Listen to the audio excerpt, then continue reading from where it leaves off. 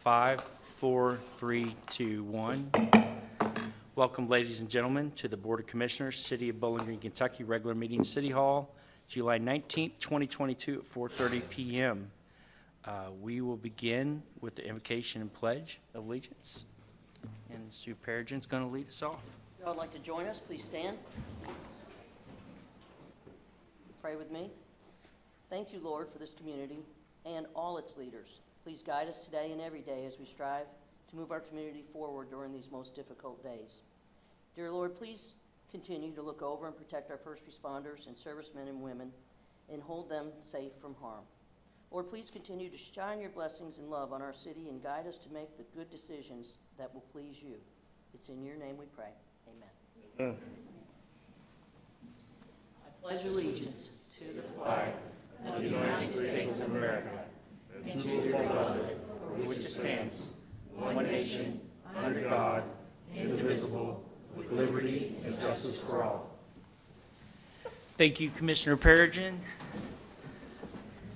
We'll start off with our roll call. Mrs. Jackson. Commissioner Beasley Brown. Here. Commissioner Hill. Here. Commissioner Peregrine. Here. Commissioner Bailey. Here. Mayor Alcott. Here. Mr. Meisel, do you have any comments at this time? I have three items real quick, Mayor. First of all, anyone in the audience that would like to make public comments after the regular session, please sign the list in the back of the room to be on there after we finish our regular agenda. And then one more thing, I'd like to ask Brent Childers to come up and give an update on our long-term recovery efforts after December 11th. We're about 7 months or so past that, and I'd like to let Brent give you an update on where we're at with our long-term recovery group and other efforts we've been working on. Thank you, Mr. Meisel. Thank you, Mr. City Manager. Good to be with you tonight, Mayor and Commissioners, although the circumstances of my visit this evening are quite different than what you normally hear from me. So normally you hear from me as a staff member here at the city for the last 12 years, doing work in neighborhood and community services. Tonight you hear from me as trying to figure out how to rebuild a community following a natural disaster. And so I wanted to provide you some updates on kind of where we're at in the process and some things that are going on. So I think we all remember where we were on December 10th, December 11th, when the tornadoes came across western Kentucky and impacted this community and left a devastating path. But as we talk about recovery, our focus many times is on the survivors and on the structures and on the damage. So I would be remiss if we did not take in a moment to reflect and remember that this tornado did claim the lives of 17 people. Those were people who were members of our community. They were members of our neighborhoods. They were employed at our businesses. They were part of this community. They were children in our schools. So whenever we talk about this, we should always remember and reflect on the fact that there are people that are no longer with us because of this disaster. And that's exactly what it is a disaster. So for NCS, we started, like many other city departments, the day after the tornado. The police and fire, our brave men and women in police and fire were out doing the search and rescue and the triage and all the work that was going on. Red Cross was out setting up shelters, and we had already started our planning and efforts. And so really that started through our code compliance division under the leadership of Brad Chargorotsky of damage assessments and trying to figure out where did this tornado hit, what did it impact, what is our loss, our structural loss. And so for the first week, we did that. And so we had a baseline of where this loss occurred and what is the extent. And then we were forced into helping solve communal problems in the sense of volunteer coordination. People wanted to help, and that's an amazing thing about this community is we saw people just wanting to help. They didn't know where to go, but they know they wanted to help somebody. And we saw this amazing outpouring of support from our churches, from our neighbors, from people from all across the United States who wanted to come to Bowling Green to help. But somebody had to coordinate that, and so we were part of those efforts as well. And then people help in their other ways, through goods, as they start sending stuff, cases and cases and cases of water just start arriving in Bowling Green, Kentucky. But it's not just the water, it's the diapers, it's the food, it's the clothing, it's the stuff that shows up. And so we had to develop a process as a community of how do we go about pushing this stuff out to people. So many of you came through the DRC at the old Sears. You saw what that was like, you remember what that was like, but that had to come from somewhere. That did not exist on December 9th. I think we're all familiar with that concept. And this was all still done in the midst of chaos, right? This was still very fresh in everyone's mind of trying to figure out what do we need to do, where do we need to go, what do we need to do. And so we started to lead communication through partner agencies, because this was not just a city thing, a county thing, a state thing, or that other federal agency that comes to town to assist called FEMA. This was really about the community. And so we saw these community organizations step up in a variety of different ways. And so it was about how do we start connecting those dots. So that's really in that response phase. And I think we all remember that well. And then somewhere around January, February, that response phase starts to wane, and we start moving into recovery. Recovery is a long, slow, arduous process. I want you to understand that. We are 7 months in, post-disaster, and this is a long, slow process. But I'm also here to report to you and give you some information of things that are going on in the movement and the activities that are taking place, so that you're aware and that the community is aware, and some other things that are coming down the line. So one of the things that started is really trying to continue that coordination of effort, that coordination of all these things that are going on. And so we learned of a method of doing this, a model called an LTRG. It's very common across the United States. It's called a long-term recovery group. And really was an adaptation of bringing people who want to help together. And that has been an ongoing process, trying to figure it out as we go. But really what we're trying to do is build something for the future. Build something for this community that in the next disaster can be activated much more quickly. So that there is a plan in place, that there is understanding in place of these are the things that we need to do, this is who's responsible for these things. So we're not like we were for donations and volunteers trying to figure it out as the trucks of water are showing up, but we have a plan for how those things are coordinated. So that is another part of this process. So this LTRG formed, and it is an unofficial organization, an informal organization. It's really the group of people who showed up at a meeting that said, yes, I want to help. And I was selected to be the chairperson, yay, me, for that effort. But that's my responsibility as the chairperson to try to move this thing forward. So let me tell you about some of the things that are going on. One, case management. If you know of somebody that is a tornado survivor, a homeowner, a renter, whatever that is, we need to get them in case management if they do not have the capacity to recover on their own. The way you access case management is dialing 211. So United Way of Southern Kentucky is serving as the clearinghouse for case management. The actual case managers are employees of other local nonprofits. And they have been trained. I oversaw and made sure that they received disaster case management training through St. Bernard Project back in, I think, February or March, so that we brought someone in to train them on what disaster case management meant. How do you go about that process? What does that look like? So if you know of people, you know of the lady on the street that still isn't having her roof fixed, or the people who are still battling their insurance that feel like that they have a gap, to recover that. Because one of the challenges in this recovery that is very difficult is we're also doing it on the heels of a pandemic. And so what that means, we're having supply chain shortages for materials, we're having labor shortages in the growth of everything. And so that is extenuating some of these recovery times and making it more difficult. So case management 211. If you don't remember anything else, please remember that. So that is one of the big things. And what the case manager allows someone to do is those people that don't have the resources to recover on their own, how do they access funding to help them in that recovery process? How do they access the resources to help them along? So I talked about the damage assessments a while ago, and as we finish those, what that gave us is not only the understanding of where this disaster hit, but also what did it impact. And so we were able to take that data, compare it to the PVA parcel ownership layer, and then look at to see who owned these. Were these homeowners? Were these renters? What types of structures? What types of this? So we have this broken down by a variety of zones, and we knew 475 residential units were moderately to severely destroyed in the tornado. 475. Another 505 minor. Minor would be cosmetic, maybe roofing shingles, siding, things like that. So really, 475 is our target number, and that's total residential units.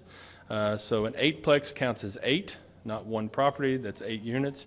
And so 475 is the number that we're looking at. That's kind of our gold number, and that is city and county. I have it broken out in some other stuff, but I'm telling you what that number is tonight. So if that's our goal, how do we get there? One way that we're doing that is looking at our permit information. As our permits come through, we set up a tracking system for our building permits in the city. County has a similar process, and so every couple of weeks I pull down the storm damage, all the permits that have been issued, pull out the storm damage permits, and then I have a map. If Ms. Jackson will turn on the screens, I'll show you what this map looks like. So you can see the map. We have these mapped out every couple of weeks, so I thank our partners over at Planning Commission who are leading our GIS in the tornado recovery. So everything that you see on their website is things that they produced in partnership with our own GIS staff. But this is one that they're populating for me on a regular basis, so you can see the permit information. This is as of last Friday. The map itself is just city. The data I'm going to give you is city and county. Okay, so if you're looking at this map, the red dots are demolitions. So in the city of Bowling Green, we have issued 111 demolition permits, just storm damage. If you see the blue dots, those are building commercial permits, so commercial building permits. So that would be a business, or that would be a multifamily greater than 2 units. So a 3-plex, a 4-plex, an 8-plex, even a 24-plex is in there. We have issued 41 of those. And then the greenish dots, the third color, is a residential building permit, 163 of those. And so if you look at our total housing units that have been permitted as of last Friday, it is 263. So 263 units have been permitted for reconstruction, renovation, rebuild. These are all different capacities out of that 475, and that 263 is city and county. We've also permitted between the city and the county 27 mobile homes, and so those would be the FEMA trailers or the state's trailer program. Almost all of those are in the county. There are a few in the city limits, so there is still some temporary mobile home housing that is out there in the community that its survivors rent. So we do have 27 of those.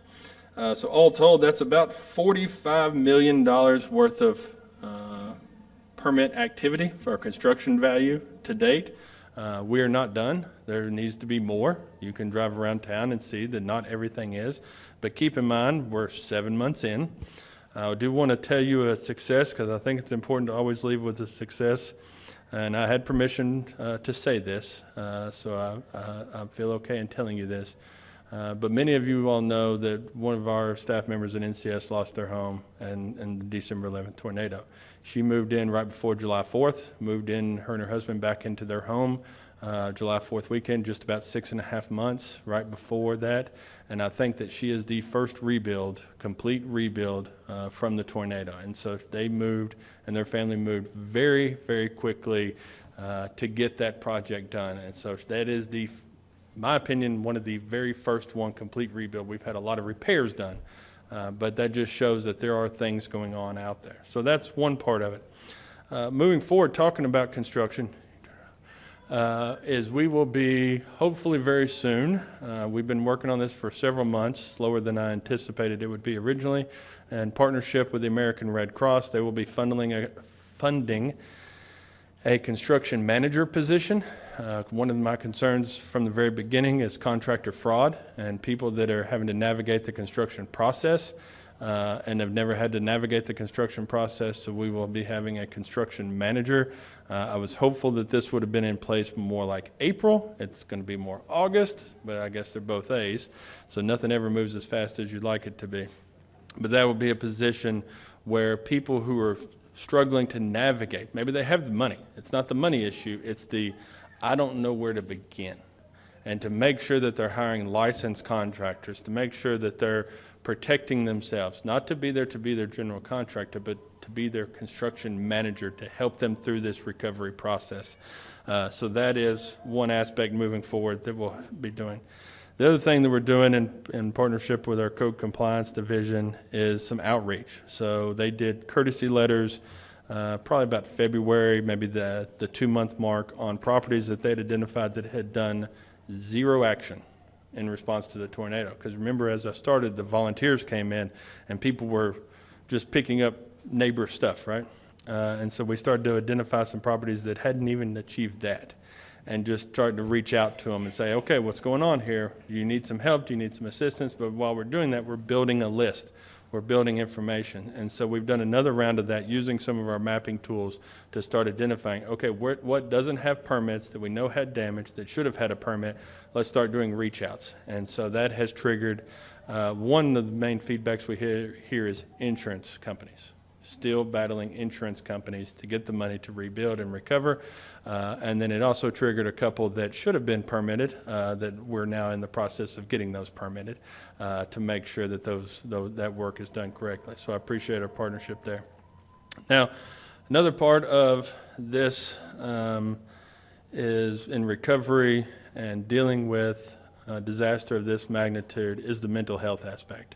And it's not just on the survivor side, it's on the first responder side, it's on the recovery side, it's on the impacts that it does to all of us. And so Life Skills, in partnership with the state, has outreach coordinators that are going out trying to find people, do you need assistance? So there is a resource out there that is doing this. And so we're trying to get the word out as much as possible that opportunity does exist for people to have mental health counseling as they recover, as they go through the process of developing the recovery and trying to navigate the insurance company and the contractors and the permitting and all the things that it takes to recover from a natural disaster like this. And so I want to go back one thing before I really start moving forward, 2 things. I talked about the data a while ago. What we also found was 65% of the properties of that 475 were rental properties. So only 35% were homeowner properties. And so that does change what that looks like in terms of recovery, because on rental properties, we're not trying to rebuild the landlord's property. We're trying to help that tenant find housing. And that has been a challenge and will continue to be a challenge. And I'll talk about some other aspects moving forward. The other thing that we're starting up, and this Friday, I'd sent you all something this afternoon, and thanks to some of my partners on the LTRG, is some neighborhood outreach. So Magnolia Nutwood this Friday night at Eastwood Baptist Church from 5 to 8 is holding a neighborhood outreach event, just trying to say, hey, we're out here, what do you need? Trying to figure out what are some of the things. Here's some resources that we know that are available. What else are we missing? Because that's part of the challenge here, is trying to figure out what is it that we really need, not what is the perception of need. And so that's one of the challenges. So this is our first one to do. And so this will be this Friday night, so I'd welcome you all out to Eastwood from 5 to 8, working on some food and some tents. I'm sure will be easy to spot. So let's talk about long-term moving forward. The way the federal recovery process or the response and recovery process works is American Red Cross and FEMA show up in the very early stages and provide their assistance as part of the initial response. The long-term side of this comes through HUD, and that takes a long time to get here. Through work with Senator McConnell's office, we were able to get some of that expedited to move this forward. And so there is, and that program is called Cdbgdr. Now, you all hear me talk about CDBG regularly. Nick or I will be up here talking about that. But this is the DR part, is disaster recovery, and that's the federal government's process for providing recovery funds, long-term recovery funds, post-disaster. But they take about 12 months to 18 months before they're ever mobilized. It is a long time to get through the process. So we're hopeful in the nearer time that we'll be there, but I'm also optimistic that we can use those for other purposes because we will be recovered by the time we get there. I think we are on pace, if not ahead of pace, as part of this recovery for a community that really did not have a lot of the pre-planning done for a lot of these activities, but given the scope of our disaster, where it hit is very important. The areas that it hit is important, and talking with some of our peers over in Western Kentucky and some of the challenges that they're facing as they try to recover, this community will recover. We are on pace. We will get there, and I think we're actually probably ahead of where we should be in terms of things. But we are still moving forward. We are not done. We are not complete. And with that, I also want to recognize, I do have a couple of folks here with the LTRG, Kim Myers, Melanie Watts, Ellie Harbaugh, I'm trying to look around, that are here. So this is not just Brent. Brent is the one that gets asked to come up and speak all the time, but I don't speak for Brent. I speak for a variety of community members and community organizations that have stood up and said, we want to be part of this. And so I want to appreciate y'all's leadership. Commissioner Perigin and Mayor Alcott helped bring this together in the beginning, and so I want to thank them for their vision of this. But just know that I am standing here as a chairman of the LTRG, committed to making sure that our community recovers from these tornadoes, but not just that we are prepared for the next round of disasters as a community moving forward. And with that, I'll entertain any questions. Brent, I appreciate this rundown. It's very thorough. It's brought back a lot of memories. However, I think the most important thing you stated, and you stated it, reinstated it, is there's people out there that don't understand the process. And, you know, even though there may be some classes down the road, they're struggling today. And I met one of those families recently, and I explained to them to call the 211. Mm-hmm. And I followed back up with them, whether they did it, and they said it worked.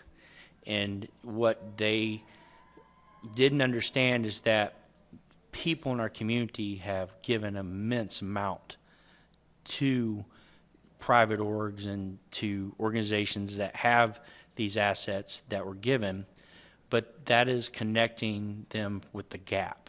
And mm-hmm. there are significant gaps because you've helped us understand COVID was a period of time that we're coming out, and we've had super inflation. People were insured at 2020 rates, and they're paying 2022 prices. And so people are overwhelmed with trying to understand how they're going to bridge that gap. And there is some help out there. That's correct. We understand that there's some funding coming for that maybe you're going to hit. Okay. I'll appreciate just the stop. reminder there. Thank you. Yeah, that didn't make it on my notes, so I apologize for that. Can you just expand on that? I'll expand on that. We met on that today, so thank you for the reminder. And so we worked with our partners. The General Assembly made some funding available to cities and counties in response to the tornado. And we will be launching a couple of programs here in the next month to couple months as we got to get everything going. Those three main community-driven programs are a tree replacement program. We estimate that this community lost between 2,000 to 4,000 trees. We don't really have a good count, but we want to rebuild and help rebuild that urban canopy. And so we want to launch a program, and the state has funded a program for us to replant trees. We know that we can't recreate 50-year-old oak trees and 50-year-old hickory trees and 50-year-old maple trees, but we want to do appropriate tree plantings for the future to put that back in. The other side of this is in that volunteer coordination in that initial response phase, as the volunteers were out there, we saw the cleanup efforts, the stacking as the trucks were about to come through and start picking everything up. Volunteers can only go so far. Volunteers can only do so much. Volunteers cannot go in and grind stumps. Volunteers cannot climb 40-foot trees and remove limbs. Volunteers are limited in what their capacity and scope can be. And so the state is funding us to develop a program to go back and help remove some of those larger trees, the stumps, and so we'll be launching that in the next several months too, to help with those additional cleanup things, where the volunteers might take the tree that's fallen, but now there's still some pieces there that's left to the homeowner that insurance may or may not cover. So thank you, Mayor, as part of that. Thank you. Thank you so much for this update. It was really helpful, and it's definitely aligned with what I'm hearing from our community in terms of what those ongoing needs are. So thank you so much for everything that everyone has done on United Way with 211 and Life Skills for bridging this gap with the mental health piece. All that is so important, and I'm really grateful for our community just continuing to come together. And I am also hearing that this construction piece is an issue for folks who still haven't been able to make the progress they had hoped. And it's exactly what you said, not how do I find a licensed contractor who isn't booked out a year from now, and how do I know they're going to take good care of me? So you mentioned that we're going to have a construction manager maybe in August, but if folks are listening to this and they're like, that's me, is there someone who they can contact? Is that your office, or is that still 211, or who is the best person? I would say 211 at this point, because really serving as the chairperson, I have to look at things from a very higher level altitude of what's going on. So I would say 211 there. The other thing I would mention is Contractors Licensing does publish and has a searchable database on their website to where you can go see as a contractor licensed. I know Commissioner Perigin, I believe, serves on that board. So that is a publicly available website. It's through the city's website at bgky.org/contractors licensing, I believe. And so you could go search to make sure that a contractor is licensed. But that will be coming. 211 will be the main conduit for that connection to that construction manager. The other thing is we're going to have to hire somebody to be this construction manager. So if you know somebody that has a lot of construction experience that you think would be looking for a part-time, full-time, temporary job to help people navigate that, that would be somebody we'd be interested in talking to, because us, just like everybody else, is looking for labor and qualified, talented labor. Also mentioned just today, the Bowling Green Warren County Long-Term Recovery Group launched a Facebook page, Bowling Green Warren BGWC Long-Term Recovery. So that's out there, and you can see the event for Friday night out there. So as we're trying to push more of this outreach, we're trying to get some of these pieces moving as we move forward. Then following up with that, is this construction manager and some of these other things what we have is going to be paid for with what we've been reimbursed from FEMA, or is this new money that you're talking about? Okay. So we have to wait on the new money? That's correct. Okay. And they will not be employees of the city. They will Okay. be under the supervision of the LTRG. So Red Cross set aside a large pool of funding for administrative capacity building as part of the LTRGs in West Kentucky. And so then they allotted an amount of money.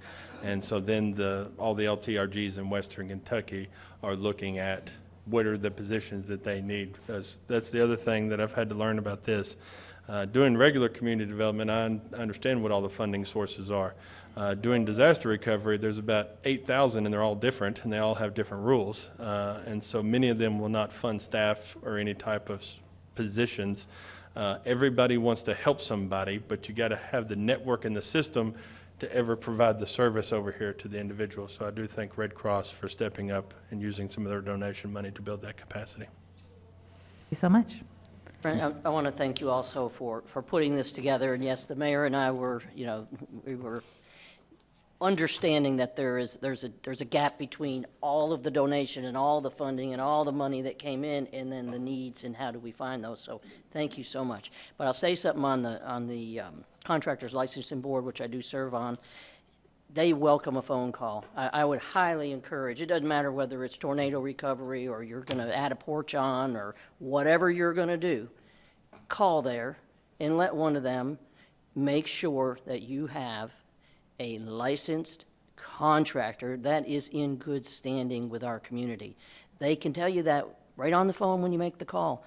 I'm not saying skip the 211 process, but it's not just about tornado. The Contractors Licensing Board, I mean, basically what they do is they give licenses because they check the contractors out, make sure they're on the up and up, and they don't But what happens is people pay their contractors in advance of doing the work, and that's basically what we do, is we try to mitigate those people that pay, and then they never see the contractor again. They may come up here from Tennessee, they do, and they're going to be the low bidder, obviously, and that's sexy to a homeowner. Yeah, I'm going to not pay as much as the other guy, but there's many people that pay their contractors in advance, and then the contractor never comes back. And there's not a lot you can do about that. It's unfortunate in post-disaster, you have predatory contractors that take advantage of people. Very much so, and their business has increased due to this, and it just an awareness thing for the community, whether it's tornado disaster or not. Make sure your contractor is licensed and in good standing, and it takes 5 minutes on a phone call. Thank you. Brent, I was just going to say the same thing. Just to have these long-term services this here to unite our city is a great thing. I was actually out there as a volunteer and actually helped out to try to make sure we were helping other people out during that time. I wasn't just sitting around trying to make sure that things were going around. I was wanting to make sure that we're doing things. But for the mental health component, because I know like our first responders is very important, especially with everything that they did. You know, I appreciate everything that they did that day, especially trying to find that child who was gone. And I wish that it would have turned out differently, but it didn't. But to have our community to come together and for this to be a first start for a long-term recovery and to have something that's there, I think it's a great thing to have for our community. So I just want to just say hats off and everybody that's been involved. And I'm glad that Magnolia and Nutwood actually has something that they could build forward, you know, in the future. Brent, thank you, but especially thank you to our members that volunteered to be on the long-term recovery group. And I know several of you are here tonight, and I applaud your effort and your continued work that you have accomplished and that you're going to accomplish. So thank you very much. Cool. Mr. Miser, you have another agenda? Yes, Mayor, one more thing. There will be a need for a closed session. I'd like for Ashley to read the reason. Pursuant to KRS 61101N for discussions related to the selection of a successful bidder for award of a contract. So moved. Second. Moved by Commissioner Hill, second by Commissioner Bailey. Roll call, please. Beasley Brown. Yes. Hill. Yes. Perigin. Yes. Bailey. Yes. Alcott. Yes. First item is approval of minutes for regular meeting 2021 and 2022. So moved. Second. Moved by Commissioner Perigin, second by Commissioner Bailey. All those, roll call, please. Beasley Brown. Yes. Hill. Yes. Perigin. Yes. Bailey. Yes. Alcott. Yes. Municipal order number 2022-139. Municipal order approving the career path advancements of Tommy Burris and Wesley Jackson to the position of Operations Technician 3, and Chris Keenan, Brian Kinser, Josh Mitten, and Matt White to the position of Operations Technician 2 in the Public Works Department. So moved. Second. Moved by Commissioner Perigin, second by Commissioner Hill. Mr. Mizel. We have some candidates for promotion with our career path program in Public Works Operations. I'd like to ask Greg Meredith, our Public Works Director, to step up and introduce these guys. Good afternoon. Thank you guys for having me, and thanks for what you've done for our employees, not only with the cost of living raise that kind of keeps up with. I know it is sky-high inflation. I think you said that perfectly earlier, Mayor, but I think our city staff, our city manager recognize that and the importance of what our employees do for the city of Bowling Green. So up front, I just want to say thanks. I'm here today, like Jeff said, to recommend several promotions in our operations division at Public Works. This division has a formal career path program that's tied to skills, performance, and assessments in terms of leadership. Over the course of their employment with operations, employees are given the opportunity to train on equipment, to take classes. We take a lot of Roadmaster Road Scholar classes, University of Kentucky sponsor, and again, in leadership, not only leadership classes, but leadership in practice. So we're proud of what these particular folks that are being advanced today have done. Unfortunately, they weren't able to be here with us today, but we'll certainly congratulate them if you see them. First of all, based upon the completion of task books in our OMT2 to OMT3 level, which is Operations Maintenance Tech level, we have Tommy Burris and Wes Jackson. Tommy has been with the city for over 22 years. He's our lead operator when it comes to street sweepers and to large dump trucks during our leaf pickup season.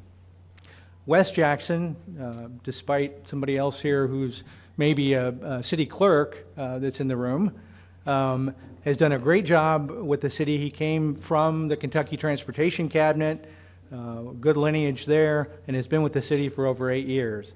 Wes is one of the supervisors on our drainage crew and an excellent equipment operator. The following folks are recommended for promotion from OMT1 to OMT2. There are 4. First is Brian Kinzer. He's a member of our drainage crew and helps with erosion control issues. He's has valuable experience with our vacuum trucks as well. He's been in operations for over 6 years. Next is Matt White. He's also on our drainage crew, and he's been taking on the role of running a wide variety of equipment in operations, performing such tasks as ditching, sinkhole mitigation, as well as assisting as a member of our drill rig team. Matt has been with operations for 4 years. Josh Minton is on our street and alley maintenance crew, and he's quickly becoming one of our go-to leaders in operation. He also works as a part of our bush hog mowing team and our alley maintenance and paving team. Josh has been with the city for 4 years. Lastly is Chris Keenan. Chris is one of our newer employees in operations. He's excelled on our street maintenance team. He's a quick learner, has already been operating equipment such as the bucket truck, the knuckle boom truck, and many others. Chris has been with the city for about a year now. Additionally, besides the ones that are on the agenda, I wanted to mention a couple others that you guys approved as part of the FY23 budget. Those include Jeff Salings and Eric Joyner. Jeff and Eric are now in the new classification of Signal Technician 1. They have met all the qualifications for this classification by completing the International Municipal Signal Association training and exam, in addition to Kentucky Transportation Cabinet's Work Zone Supervisor training. They have experience working on and improving signal intersections throughout the city by rewiring, changing signal heads, changing signal controllers for several years. Jeff and Eric also oversee operations signage and pavement marking division, in addition, again, to the 23 signal locations that we have. Jeff and Eric have been with the city 14 and 15 years, respectively. So with all that, I'd like to recommend the promotions of the first 6 guys that I talked about and answer any questions you have, and thanks again for your help. Thank you, Mr. Meredith. Questions, comments? None this time. Roll call, please. Beasley Brown. Yes. Hill. Yes. Perigin. Yes. Bailey. Yes. Alcott. Yes, congratulations to those 6 gentlemen.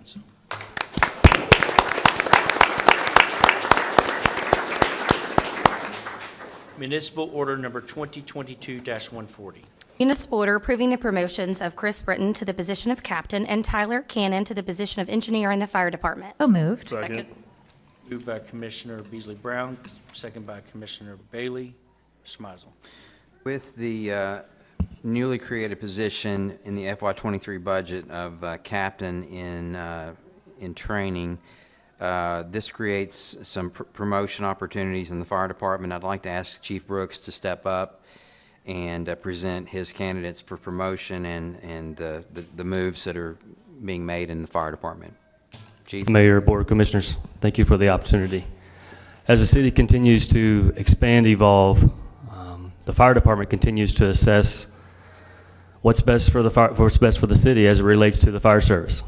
It can be resource allocation, that can be staffing models, that can be budget management. In FY22, we made considerable progress. We approved additional position in the Prevention Investigation Division. We increased our training budget. And we got our peer support team up and running and established, trained. And so we're excited about what we progressed with FY22. Working with the command staff, we identified a need in the training division staffing. With 123 suppression personnel and only 3 people in the training division, you could see where we needed some help. Working with the city manager and the CFO and HR director, we were able to get support. And that support came in a position for the training division. With growth provides opportunity. And tonight, it is my pleasure and honor to recommend 2 individuals for promotion. And I would ask that they stand as I call their name. Chris Britton, recommending him to the rank of captain. And Tyler Cannon, recommend him to the rank of engineer. Both men are worthy of your consideration, have completed everything we've put in front of them, including a promotional process, and their body of work speaks volumes about their character, leadership, and gives us hope for the future. If you got any questions, I'm here. Commissioners? Congratulations. All right, let's make this official. Roll call, please. Beasley Brown. Yes. Hill. Yes. Perigin. Yes. Bailey. Yes. Alcott. Congratulations, gentlemen, yes.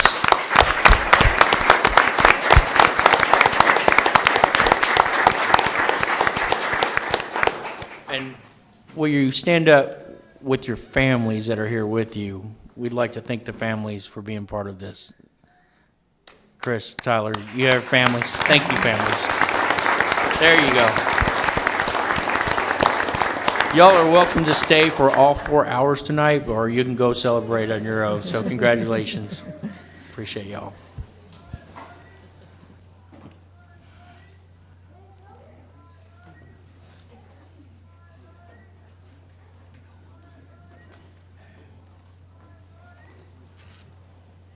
Municipal Order Number 2022-141. Municipal order approving the probationary appointment of Emily Cruz to the position of Office Associate 1 in the Parks and Recreation Department. So moved. Second. Moved by Commissioner Beasley Brown, second by Commissioner Bailey. Mr. Mazel. So NCS, no, I didn't say stole. They took one of our employees from Parks and Rec, our Parks Maintenance Division, to NCS for a job up there on the hill. So we are back filling that position in Parks Maintenance, and I'd like to ask Aaron to come up and give you the recommendation to fill this position in Parks Maintenance. Aaron? Meant to say is this is a growth story, and I always like to talk about our successful growth stories, but really tonight this is to introduce you to Emily Cruz, who we are very fortunate to have found to fill the position of Office Associate in Parks Maintenance. So Parks Maintenance is the heart of our city. I hope you all know that. They just quietly go about their day keeping all of our parks looking beautiful. And within the Parks Maintenance Division, there is a heart, and it's the office associate that keeps them running and keep them in line with all their payroll processing and invoicing, and most importantly, their work order system. So we received 69 applications for this office associate position, which we're blessed to still have a lot of interest in these types of roles, partly to being able to increase the wages in recent years. 25 completed our skills assessment, and we selected 12 for an interview. So I'd like to introduce you to Emily Cruz. Currently, Emily Cruz has been working at McKeek's Plumbing. She has a bachelor's degree from WKU in English and writing. She's very familiar with the work order system and the type of environment that she'll be in. So we're very excited for her to join the City of Bowling Green team. Please let me know if you have any questions. Thank you, Mrs. Hosley. Commissioners, no questions? Roll call, please. Beasley Brown. Yes. Hill. Yes. Perigin. Yes. Bailey. Yes. Alcott. Yes, congratulations, Emily. And is that just a stranger beside you? That's right. Thank you very much.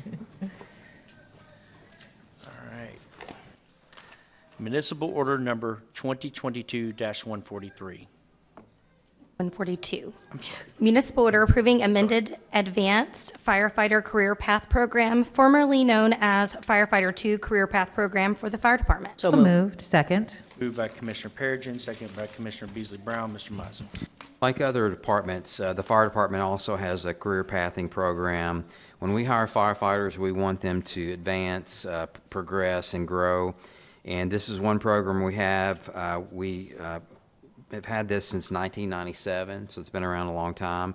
We've amended it several times. The last one was in 2015. So tonight, we're just making a few tweaks to this program.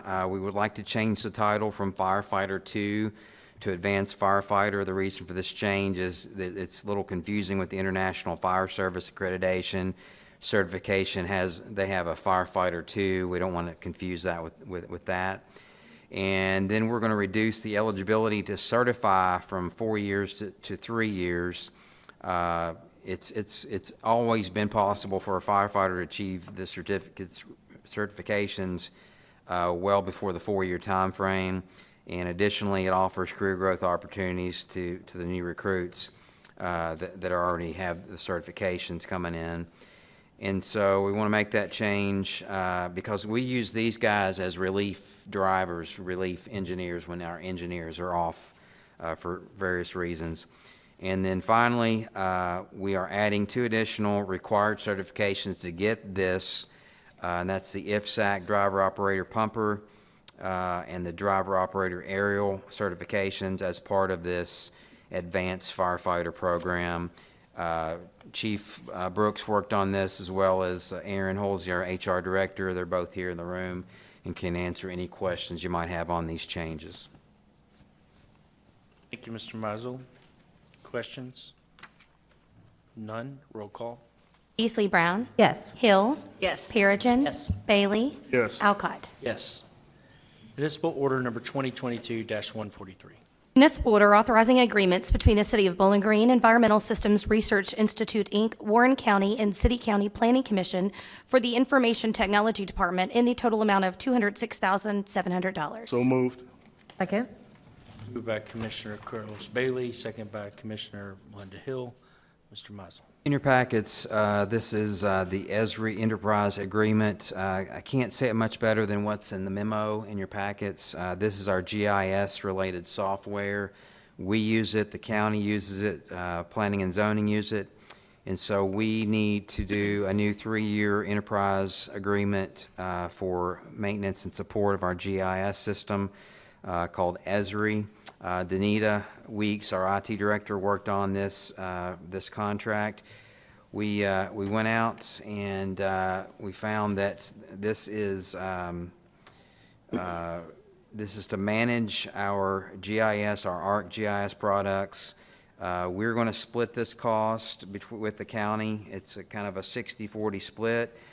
But this 3-year contract is going to be $206,700, with the first year being $55,300, second year $68,900, and then the third year cost would be $82,500. Our total cost for the 3 years, the city's responsibility is $124,000. This is budgeted in the IT Tech Fund, and recommend approval of this agreement that's in your packets. Danita is here, can answer any questions you might have on this, but this is a critical piece of our IT arsenal that provides our GIS services that we heavily use here in our community. I witnessed this today, Neighborhood and Community Services with basically animal control and nuisance control, and it is impressive, and we saw the maps tonight that this produced, so. Use it for a lot of stuff. Comments, questions? None, roll call. Beasley Brown. Yes. Hill. Yes. Perigin. Yes. Bailey. Yes. Alcott. Yes. Municipal order number 2022-144. Municipal order authorizing and accepting bid number 2022-56 for Voice over Internet Protocol System maintenance and support through a Cisco collaboration flex plan from Trace 3 LLC of Irvine, California, in an amount not to exceed $71,891 over a 3-year period. So moved. Second. Moved by Commissioner Perigin, second by Commissioner Hill. Mr. Mizel. I think roughly, 10 or 12 years ago, we went to a voice over IP system here with the city for our landlines to make our phone calls. We are need to re-up for our maintenance and support. There's various companies that can do this for us. We went out to bid. We got 4 bids, and we are recommending to do a 3-year contract with Trace 3 LLC out of Irvine, California for the $71,891. This is the total 3-year cost. So our annual cost is roughly $24,000 a year. And Danita also worked on this. I want to thank her for locking in this 3-year deal due to the rising cost and inflation. And so we're at the $71,891 figure for the next 3 years total. And Danita's here, can answer any questions on this this bid that we did for our voice over IP. Recommend your approval on this. Thank you, Mr. Mizel. Questions? I have a quick question.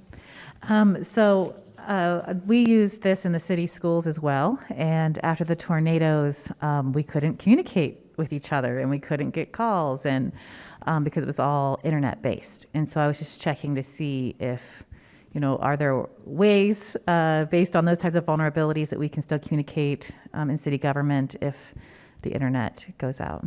Absolutely. So obviously we want to have redundant sources for internet. That's step one. That we learned a few of those lessons during the tornado, but we continue to improve on redundancy. But also this is actually housed on our network, so we actually have a little more control than we would if it was fully cloud-based, internet only. So part of that and part of that cost is because we actually have control on our network. So even if we don't have a connection to the outside world through the internet, our phone system will still work. Thank you so much. Thank you. Questions, comments? None. Roll call. Beasley Brown. Yes. Hill. Yes. Perigin. Yes. Bailey. Yes. Alcott. Yes. Municipal order number 2022-145. Municipal order authorizing and accepting bid number 2022-55 for the demolition and sinkhole repair contract from Scott and Ritter, Inc. of Bowling Green, Kentucky, based on unit prices. So moved. Second. Moved by Commissioner Beasley Brown, second by Commissioner Bailey. Mr. Mizel. This is our annual demolition sinkhole repair contract. This is an evaluated bid because we want a professional, proficient company to be able to do the things we need to do. Sometimes we get into some complex, complicated projects, and we want the expertise on hand to be able to do that. I'd like to thank Mr. Shargarowski at NCS, our Code Compliance Division Manager, for working on this. As you can see in your packets, this is a very detailed exercise to award points and evaluate different aspects of this award. We do base it on a unit cost because every job is different, and we want to know what unit costs are going to be locked in at. And so we got 3 bids, 3 proposals that we looked at, and we were recommending Scott and Ritter for this blanket demolition and sinkhole contract. This could be a 3-year contract if we opt to renew for 2 additional years next year. So we'll look at this on an annual basis and decide next year if we want to renew or rebid. And but for now, this will be valid for the FY23 fiscal year. 3 bids: Infinity, Pipeline, Scott and Ritter, TPM, recommending to go with Scott and Ritter. Brent is here. Is Brad here? Brad, sorry, can't see behind the podium. They can answer any questions you might have on this. Thank you very much. Questions? None. Roll call. Beasley Brown. Yes. Hill. Yes. Perigin. Yes. Bailey. Yes. Alcott. Yes. Municipal order number 2022-146. Municipal order authorizing and accepting bid number 2022-60 for bathroom renovations at the Sloan Convention Center from Sunbelt Construction, Inc. of Bowling Green, Kentucky, in an amount not to exceed $630,000. So moved. Second. Moved by Commissioner Perigin, second by Commissioner Hill. Mr. Mizel. Most of you all probably know about this, being on the Convention Center Board as well, so this is kind of a repeat, but we are in need to renovate 6 bathrooms, 3 sets over at the Sloan Convention Center. I think that building is roughly 30 to 32 years old, so I don't know if these bathrooms have been changed out or not, but maybe once from my memory. But they are in need of some work again, and so we went out for bid. This would be some tile work, electrical, plumbing, to update those bathrooms and get them back to the necessary level they need to be. They're high use, so get a lot of wear and tear. We got 2 bids, one from Sunbelt Construction and one from CNC Contracting. And the low bid was from Sunbelt for $630,000, and we're recommending the acceptance of that bid from Sunbelt. I'd like to thank Dave Hayner in the back of the room for working on this this project and these bids, and he's here to answer any questions along with Greg Meredith as well.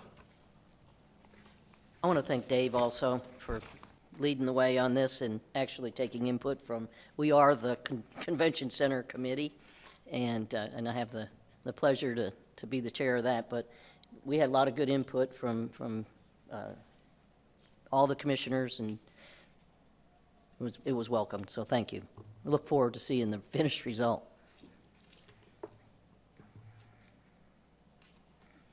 Okay, no further questions, comments? Roll call, please. Beasley Brown. Yes. Hill. Yes. Perigin. Yes. Bailey. Yes. Alcott. Yes.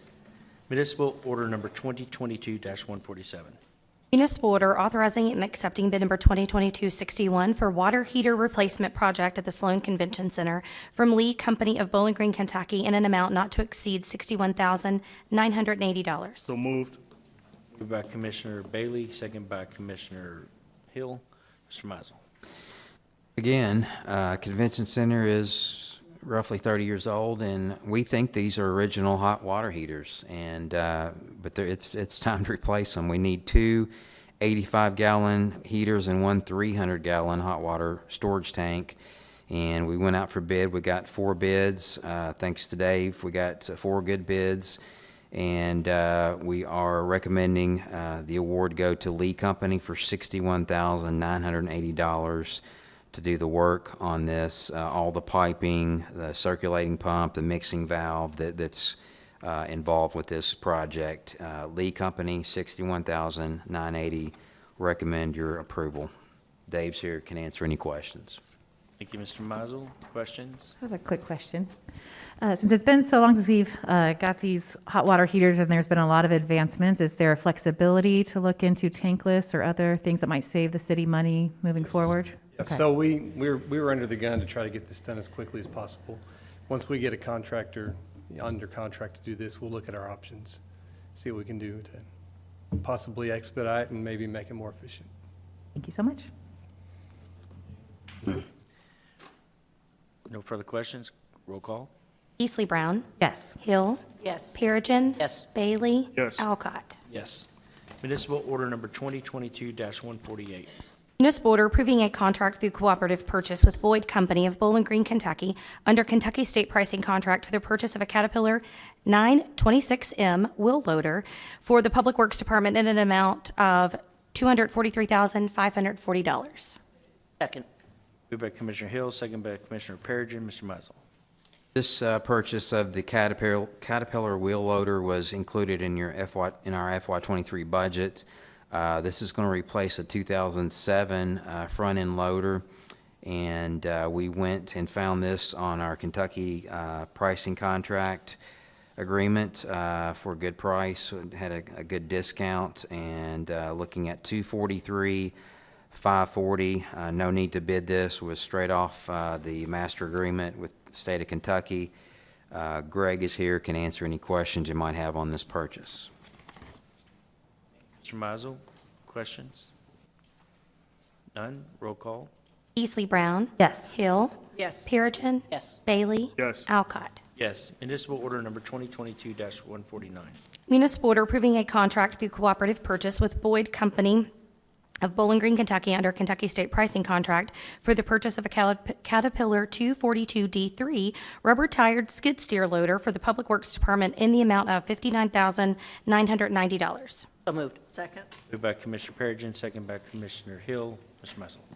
This was another capital item in our FY23 budget. We are replacing a 2004 Bobcat skid steer with this Caterpillar 242D3 rubber-tired skid steer. Again, this is on the Kentucky Master Agreement as well. Got a good 24% off the list price and a discounted net price of $59,990 from Boyd Company, and recommend your approval on this.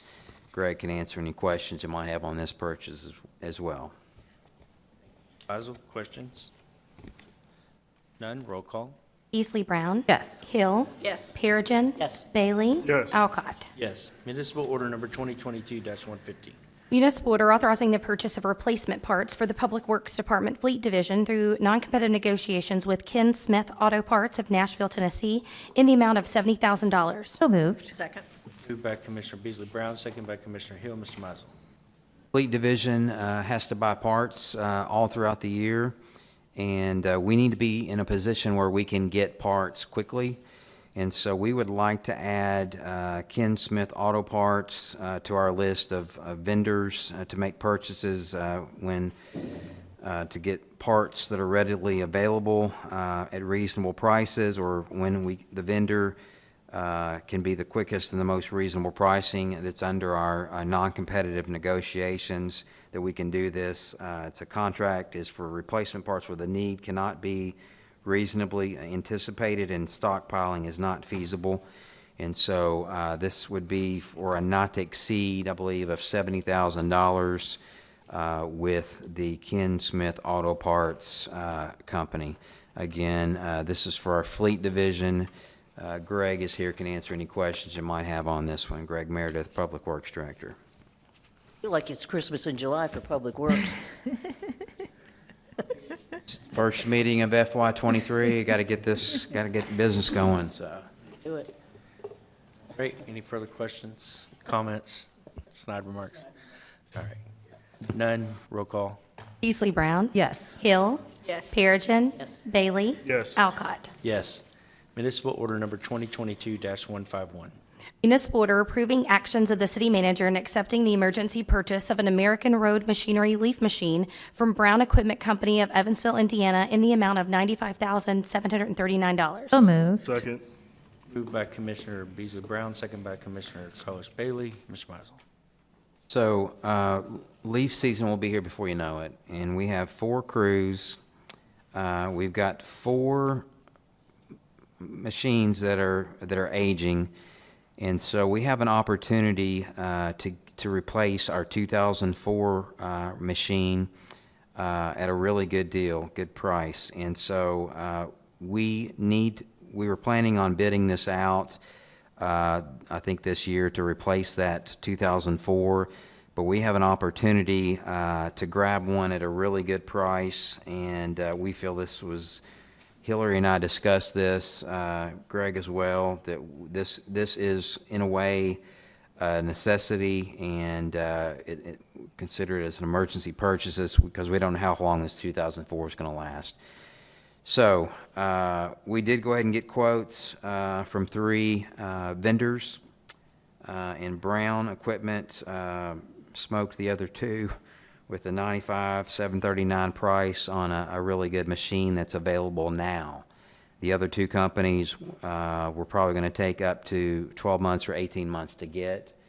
And so we are going to recommend moving on this quickly with Brown Equipment and going ahead and buying this readily available machine to have ready for the fall. Greg is here, can answer any questions you might have, but we think this is the smart move. We're saving a lot of money, and we're going to get it really soon and have it ready for the fall. Thank you, Mr. Recommend your Meisel. approval. Questions? None. Roll call. Beasley Brown. Yes. Hill. Yes. Perigin. Yes. Bailey. Yes. Alcott. Yes. Municipal order number 2022-152. Municipal order approving an amendment to the on-call wrecker rotation service agreement for the Bowling Green Police Department. So moved. Moved by Commissioner Bailey, second by Commissioner Hill. Mr. Mizel. These next two items I'm going to hand off to Hillary Hightower, our city attorney. These pertain to our on-call wrecker rotation service we have through our BGPD, and then the next item will pertain to private lot towing that's governed under Chapter 15 of our Code of Ordinances, and I'm going to turn this over to Hillary. Hillary? Thank you.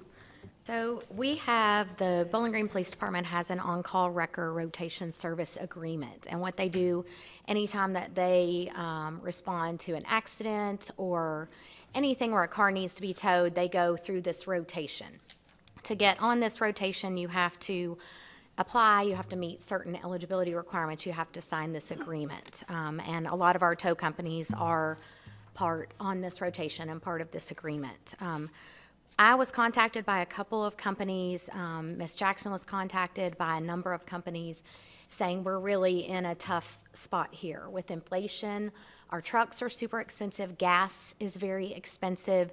Employees are very expensive, and we have not raised rates in this agreement or in our ordinance, I don't think, since 2015, maybe. So we sat down and with staff and kind of reviewed our agreement and then amended the ordinance to try to keep it consistent so that the costs are the same. So the recommended changes were to go up to $175 for a towing fee, for a storage fee of up to $50. I think it's $25 a day right now. And then an after-hour gate fee, which if anyone needs to pick up their car between 5 p.m. and 8 a.m., there would be an additional $25 for the tow company having an employee come out and respond and allow them to get their car. So there were about 8 companies that came together and made this recommendation. I'm sure there are other things that we could change about it. We were trying to do an efficient, quick review that seemed fair to get them the relief that they need. So those are the changes that we're recommending for you today. We will continue to look at it and see if there's anything else that we need to change in our ordinance or in the agreement. But we felt like, based upon inflation, that these were fair recommendations without going too high, without it being, just super difficult for someone to get their car out. So let me know if you have questions. I know we have police here. They were involved. There were some add-on fees before that we kind of consolidated into the one. Right, there was a fee. $25, I think, cleanup fee for oil spills. We just consolidated that into the tow.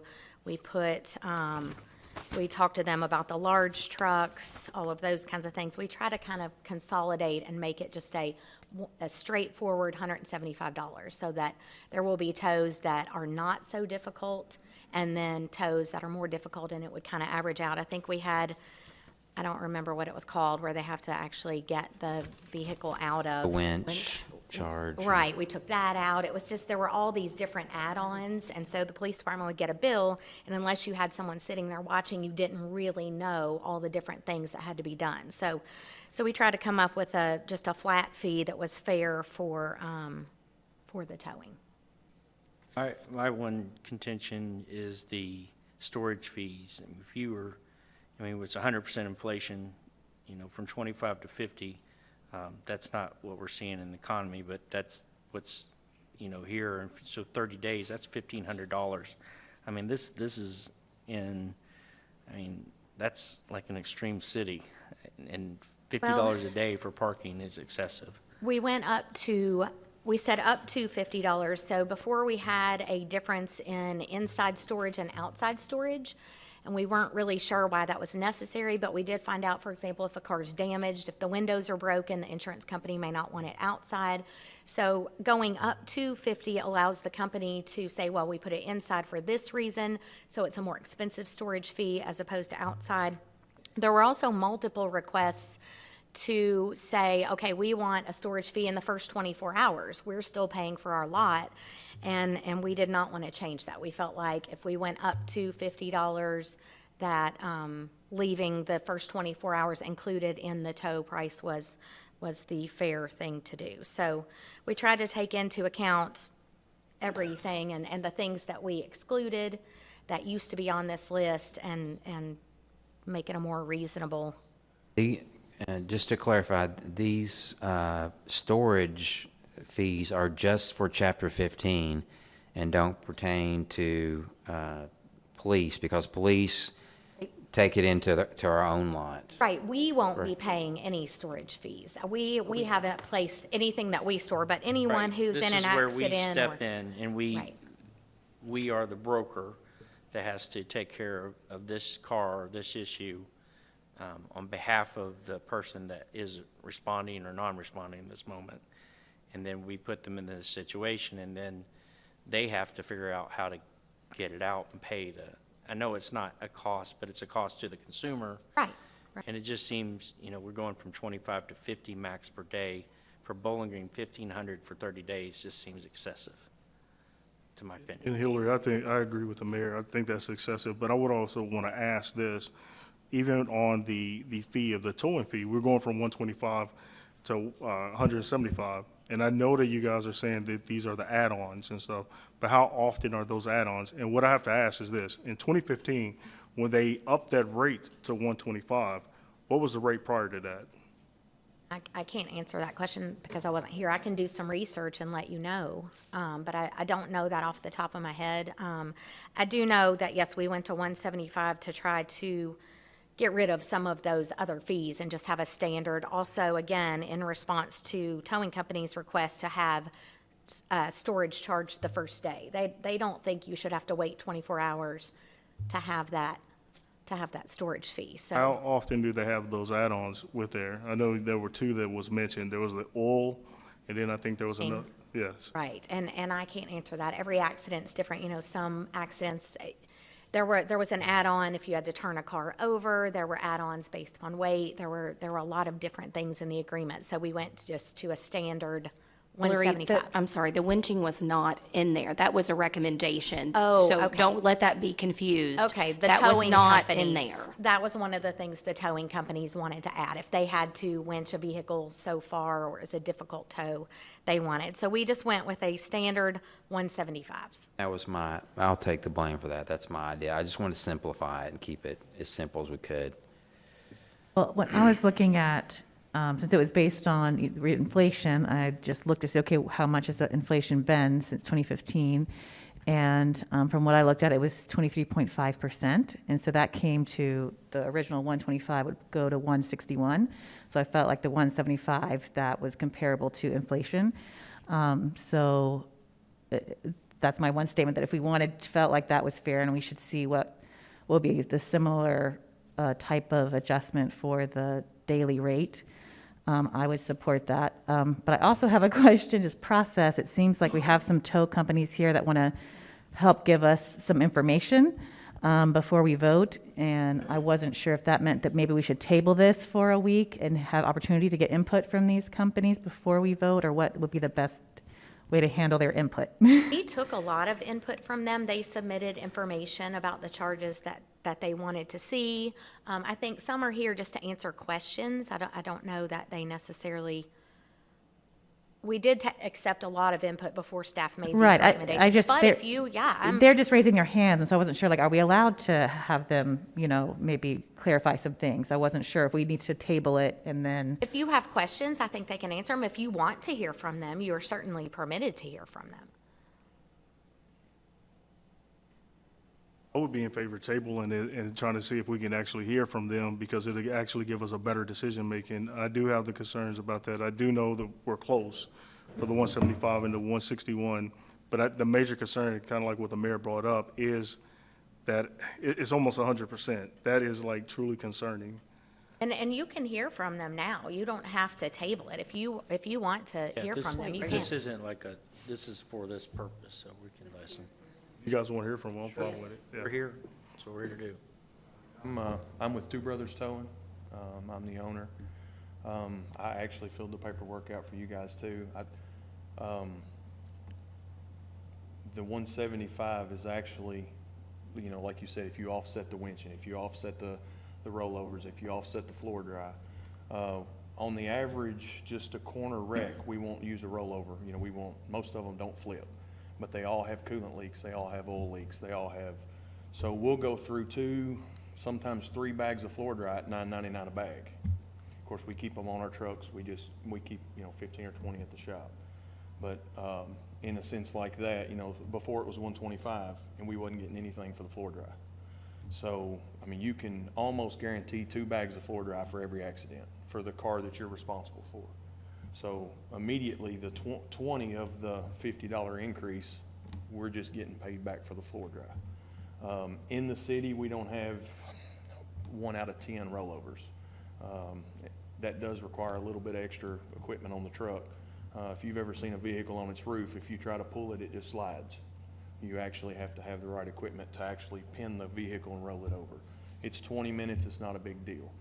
I guess what I would like to say is kind of like the disaster thing you guys were talking about before. Everybody, when we get there, it's somebody's disaster, okay? Some people are not from here even. They've got off Scottsville Road, they pull in to eat, they have no family around here, they don't. So, and I think he'll agree with us here, a lot of the times, you know, it's like, hey, can you guys get them to the motel room? Can you guys make sure, can you? So we don't just get there, we don't just flip the car, we don't just drag the car on, we don't just go back to the shop, dump it, and go back home most of the time. You know, our normal procedure, and I think it's like yours too, you know, hey, do you have people here? You know, somebody we can call. Is there a motel room available? Is there a rental car available? I've spent an hour at a rental place during business hours with his vehicle on the truck, waiting on them to get him approved so that I can let the vehicle down and move all his stuff from that vehicle to that, you know. So there's a lot that goes on time-wise, even after you get the vehicles loaded. Most of the time, these storage things, I can speak for my company, we usually don't get it from individuals. They don't have it most of the time. This is more of an insurance deal. Insurance company calls you. From day one, you give the customer your card. They have the insurance company call you. From that point, you know, they say, where's your location, where are you at, we'll get somebody sent out. Half of them now these days, because they don't have help either, can you send me pictures? So you're in the midst of trying to get that system going. Usually they'll sit there 3 to 5 days is usually what the program is. Within 3 to 5 days, a legit insurance company will have someone on the way to pick it up. You know, these are the damages, this is what we have, this is where we're going. So as far, I know we say that the storage is, like we've been doing 25. I can't tell you the last time I've actually got an individual that doesn't have full coverage insurance to pay for a storage fee. If we get the 125, we just seem like we did the best sometimes. You know what I mean? Because there's people that don't have $125 for their personal car. If they did, they'd have full coverage insurance. That was actually going to be my question. Yeah. What about the tortfeasor? Now, the tortfeasor, the person that actually caused the accident. So the person that caused the accident, the tortfeasor here, they don't have full coverage. They only have liability. Now, who pays for that cost? Because we know the insurance company will not pay for it. Get stuck with 35 vehicles every 3 months. That's my average. But those individuals, they're still trying to ask for their vehicle back. Is it because they can't pay for it? They want their stuff out of it, and you can have it. So now They can't pay for their vehicle, though. Yeah. Gotcha. We go into this a lot. I've literally had, it was a KSP tow, not a BGPD, but right here at the jail, this is one that I tell everybody, this is the legit world that we live in. Nobody in the vehicle had a driver's license. Vehicle didn't have insurance. Grandma owned the car in her 60s, mom in her 40s, and their 2 kids. Mom was driving, 2 kids in the back seat. KSP officer says, look, just if you would tow the car to their house. They've done said they don't have, you know, just if you can get, you know, cut them a deal, that's cool. I literally walked up and I said, look, ma'am, it's 2:30 in the morning, right over here. And I said, $75, I'll take you and the kids, I'll tow the vehicle to your house, just don't have it back on the road. You know, nobody has insurance. She said, $75? Are you kidding? And I thought, well, I undershot that. You know what I mean? Like, yeah. And she said, I don't have $75. And she was the other way. And she said, I guess just take it. And they literally pulled their purses and pulled their clothes out and they walked down the, so the world we live in doesn't allow us to get the 125 all the time. This is basically for insurance purposes. You know, this is for the ones that we have to deal with 5 phone calls, the ones that we have to have somebody to operate the gate, the ones, like you say, you drop them off at the hotel room, and then they got somebody coming from Chicago to get them. So at 10:45 at night, their ride's here. So you go meet them at the shop so that they can get their stuff out of their vehicle. That's really the ones that, the 125 covers the little simple accident that you don't have to take nobody nowhere, you don't have to, you know, but everything's so much different. I don't know how you would pick and choose without just setting a fee, you know, just a little higher. So. And that's the problem that I have, is the ones you're talking about, the $75. So they know right now if it is the tortfeasor, and they do have insurance, but their insurance doesn't cover some of those costs. So they have liability insurance. So at this point, their vehicle is going to be in there, and they may not necessarily have the money to basically get the vehicle towed to the house. But they can have like a week or two. But by the time the week or two then came, the amount that they owe you will be much more, right? We settle for the tow if we can just get that. You know, this is an up to fee, I guess is what I'm trying to say. Another thing that we offer on scene, we don't just automatically take it back to our lot. We offer the customer at the time that we can tow it to their house for the one set 125, because that's what it's set at now. On scene, we say we can tow it back to your house for 125. If it goes to our lot, then it collects $25 a day for storage after the first 24 hours. And we let them know on scene if they are at scene. Sometimes you have incidences where we go to pick up a car and they've been taken off in an ambulance and we don't have an address to take it to or even be able to give them that option. So, and you don't hear me. I'm short. I'm sorry. We heard you, but for record, it helps us. So, begin. Thank you. But there are times we give them that option, or they're not on scene and they don't even have that option. They've been taken to an ambulance and they were on their way to the hospital, and we automatically have to take it back to our lot. My last question, you said we give them that option. So if you're giving them that option, what if they tell you, going back to the point I was trying to make earlier, I have liability money, the point that he was saying earlier about the grandmother, I don't have the money to pay the 125 right now. Where would the vehicle go at that point? If at that point, it goes to our shop. Thank you. So go ahead, Mr. President. Mayor, I feel like we need to clarify a few things, and Chief may need to step up and help us. This towing agreement, we are paying, the city is paying for the tow.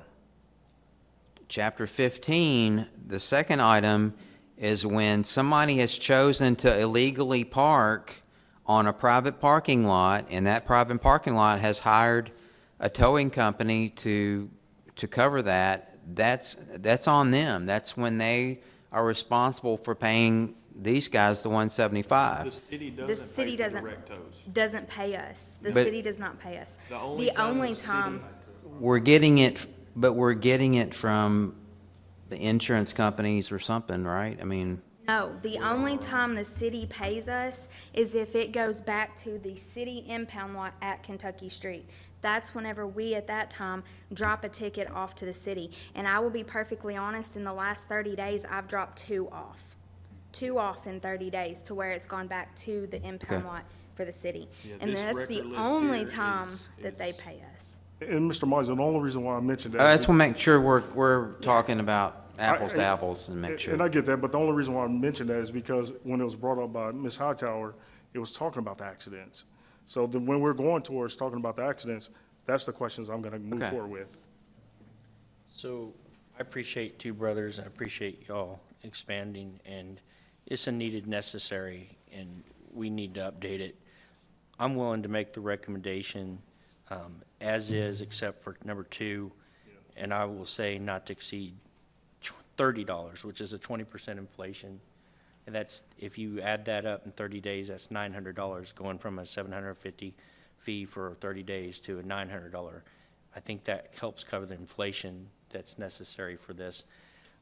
100% inflation to $1,500 for 30 days, I think excessive and putting a person in a more difficult situation to recover their car. And I'm willing to join you on that, Mayor. So I'll make the official amendment. A motion to amend. Before the I'm motion. making a motion to amend. Oh, wait, I think May I Slim would speak like. before the motion? Oh, I'm sorry. Didn't see you there. Yeah, I was standing. I apologize. My name is Slim Nash. I own Fountain Square Towing and Parking Lot Management here in Bowling Green, Kentucky. I'm relatively new to the business. Before you pass that, I understand the concern about it.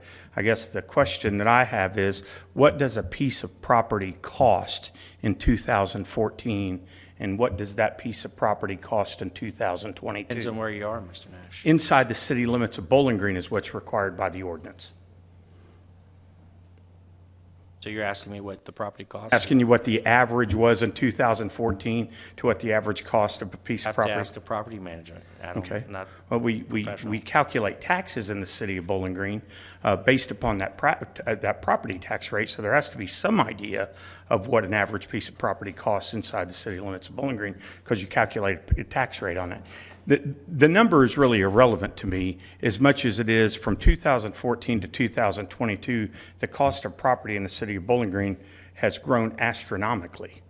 And that means that every person who has an impound yard is either paying a lease that has grown astronomically, or they're paying a mortgage payment, and whether or not they had a floating mortgage rate or whether they had a fixed rate, they may be paying that. The cost of insurance for property has also gone up dramatically. So I understand that on paper, that looks like it's gone from 25 to 50, and that's a 100% increase. And based upon basic math, I can't disagree with you. 50 is 100% more than 25, but not all the factors are being factored into that. It's not just one rate of 25 to 50. There's many different rates that towing companies have to pay in order to be able to afford the $25 rate storage fee. The city ordinance requires that the storage yard have fencing, have lighting, have security. All those things factor into that. And so I don't think it's a clear 100% increase from $25 to $50. I would also argue on the rate of if you've rolled other things into the $175 rate, you've really not increased the rate from 2014 to 2022, which was the last time that this was looked at. All you've done is you've taken different pieces of that ordinance, different things that were charged for individually, and now you've said, oh, they all go inside this one fee, which indicates to me that it's not a real raise. There might be some raise into it, but it's not as if the tow has gone from $125 to $175, because now there are many other things that go into that. But I don't hear anybody arguing about the $175, and I'm not either. I think it should be more, but $175 is fine. But to argue that it's a 100% increase from $25 to $50 on basic math is accurate when you factor in everything that goes in to what it takes to maintain an impound yard. The math still isn't there. $50 is still too low. I understand if you do 30 days worth of that, or I can't remember if Commissioner Bailey or you, Mayor Alcott, did that math. I understand that's a lot. I'd like to know where the original $25 came up with. I don't know either. Was it an arbitrary number that was picked, or was it picked upon industry standards? Because within the ordinance, it lists for any services that are going to be outside of what's included in the 175, it says you're going to use whatever the industry standard is, which would imply that this isn't even the industry standard, that the industry standard may be something different than what's being calculated here. So I think a whole picture has to be calculated into it, and not just 25 to 50. That's a 100% increase. And when you do that times the math, I'm not very good at math in public spaces, so I won't even try to do that math. But it is a lot. But it's also a lot on the person who is maintaining that tow yard and maintaining that car on the inside. Last response to a question that you posed, Commissioner Bailey, is about the family that two brothers had that couldn't afford the tow. If somebody doesn't tow it, what happens to that car? that car continues to sit right there in the roadway. And so somebody has to tow it, and somebody has to pay for it. And I have learned a valuable lesson in the very short time that I've been in the towing business, that it's a great deal more expensive than I thought it was.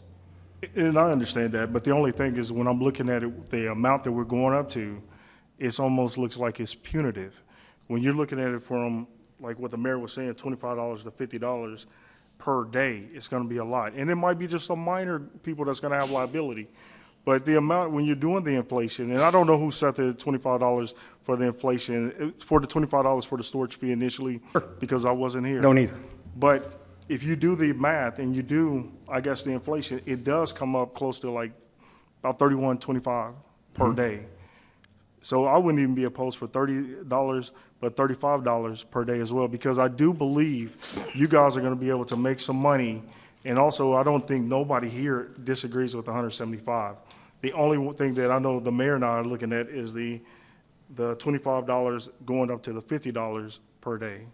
On average, how many days do we impound these cars? Not the ones that reside there and you own them. Just 3 to 5. Can I actually give a process? Sorry. Can I actually give a process? I'm the office manager for Burton's Towing. Can I actually give you the process steps that I have to take for a vehicle that comes in? Okay. A vehicle is wrecked. It comes into our lot, okay, if they're not able to tow it. And I'll be perfectly honest, our company, we don't always charge the $125. There's been times that a family can't afford it. They want it towed to their house. We cut our rates that we're contracted with the police department, and we charge them $75 or less to tow their car because they were just in an accident. I mean, we've done it before. So we're not out here to make money, we're also out here to help. But once that vehicle comes into our lot, either the insurance company contacts us or they have liability and they can't afford to get it out. And I always make sure that we get their number on scene or we get in touch with them. Within 5 days of the car being there, I have to send an email to Lisa Segrett down here at the DMV. I get the name and the address of the person that the registered vehicle is done to. She emails me back. I have to send out a certified letter. I have to fill this out. It costs us $10 to send out a certified letter. According to the KRS, we have 10 days to get that letter out. And then after that, we can continue to charge the storage. If it is not sent out within the 10 days, we cannot charge after 10 days of storage. So I am on a time limit. I'm on a deadline to get this car out of here. After that letter is sent out, they usually contact us. At that point, I give them their options. We don't just say you have to pay this if you don't have liability to get this out. We also have a contract. It's called a surrender vehicle form. If the vehicle is totaled and they don't have insurance and they can't afford to pay it, the only thing that we ask them to do is to come in, show proof that they're the registered owner. After they show that proof that they are the registered owner of that car, they sign what's called a vehicle surrender form. They surrender that vehicle over to us to pay us for the tow bill, for the storage, whatever storage has accrued. The only thing that they are required to do is go down here to the clerk's office, junk the title for $1, and then turn around and the car's junked out. We take it and we scrap it. I'll tell you, scrap is what was it today? $120 a ton. So if we have a tow bill at $125 and then this car is 2 ton and it's been sitting there for 4 or 5 days already, we're losing on that car that's sitting there. But we give them all the options that we possibly can. And I will be honest, in our recommendation that we originally recommended, we asked for the $125 for the tow bill. That's what we asked for. They included the $25 for the increase for the oil dry fee. We asked for that. The rollover fee, we don't get those very often. We really don't. It does require special equipment, as Shannon said. There are some vehicles, I'll be perfectly honest, I've been on scene with them, they don't need oil dry, so we don't put it down. And if we don't put it down, then we don't charge them for it. I've had 3 this week that's come in, we haven't had to use oil dry, so we didn't charge them the additional $25. But like we said again, that additionally, if they have full coverage insurance, the insurance company picks them up. Now, what Mr. Nash is talking about is completely different. He's talking about the private party impound. Police rotation and private party, they're in the city. Both of them are. And I understand that, you know, both of them are the same. But at the same time, Slim Nash is out here, it's on private property. It's on somebody else's property. You're not being rotated. It's completely different. So whenever looking at this, I want you to understand that police rotation and private property are both in the city, but they're also both different. So I get that you're asking 175 for, like I said, you know, private party. A lot of us tow companies, we don't do private party. And the ones that we do, we think that 175 for a private party impound, which is completely different than a complete police rotation, we don't think that 175 for a private party is fair. And the reason we don't think that is because, let's say I'm parked illegally up at Western at a frat house, okay? You're talking about a college student that their parents are probably paying for the car. They're parked illegally, private party goes up there, they see it parked illegally, pick it up. It wasn't on rotation. Police didn't call it in. You actually have to call that into the police department because you picked that vehicle up. Now, you have a college student that's up here trying, you know, parked illegally, paying $175, or having to call their parents back home and pay $175 to get their vehicle out. Plus, maybe they got drunk and overslept, and now it's past, you know, the 24 hours, and they didn't know where their vehicle went, or they're trying to find it. Now they've got a couple days of storage on there, too. Private party is completely different than a police rotation. I mean, no offense to you, but it's completely different. Police rotation. I wasn't arguing private party when I said Yeah. So as far as police rotation goes, we like our contract with the police department. We offered $150 plus the $25 oil dry fee. We're okay with the $175, but at the same time, like I said, you know, a lot of these prices are for people that can't afford it, and it comes back to our lot. You can ask Mr. Burton. There's been plenty of times, like I said, that we've towed it for cheaper than that. I mean, we're not asking for it to increase drastically, so. So your request was 125 or 150? Our request that we submitted was 150. 150, okay. Is what we requested. And then we had the oil dry fee on there, is what we requested for the oil dry. And then we asked for an after-hours gate fee. Our original storage fee that we also requested was only $35 a day. The only time that we do inside storage where we ask, or is whenever the insurance company asks for it. At that point, whenever the insurance company asks for inside storage, it's $50. We asked for $50 because it was at $35. And is that allowed under our current ordinance that they can do that for indoor storage? This is for the agreement, not the private parking right, lot. But you said these need to be tied and match, and so I have to think of it that way. Well, just to keep them consistent, right. Yes. But this what she's talking about is just for the police agreement, and we previously had $25. Now we have a not to exceed, and we did a not to exceed so that it can depend upon whether it's inside or outside, whether there's insurance involved, what they have to do as far as storage. So it is up to the business owner. Correct. They may choose to charge $25. Correct. But Correct. Their expenses may be so high, they need to charge $50. Correct. That's all I need to know. Here's some of our reasons that we don't like the up to, is because you have some tow companies that are going to charge, no matter what, they're going to charge the maximum amount. And then you have some companies that are not. They're going to have a heart, and they're going to say, you know, try to cut these people a break. Everybody's having a hard time. So the up to, it needs to be more of a set price than being able to let the tow, and I know that sounds harsh because we are tow companies, but it needs to be a set price, because as many tow companies as you have on there, if you say, well, we may charge $125 because it wasn't that hard, but if it says in the agreement you can charge up to $175, everybody is going to bill $175, and it may not be $175. There may not have been oil dry put down. They may not have had to work so hard. The police may have called us at 2 o'clock in the morning to come out and just impound a car, and they charge $175. Just impounding a car, you don't need just $175 to impound a car that's been left on the side of the road for 2 or 3 So are we saying you think it days. should be different fees? Is that what you're saying? Whenever we submitted this, we submitted it for $150 because we felt like that was fair.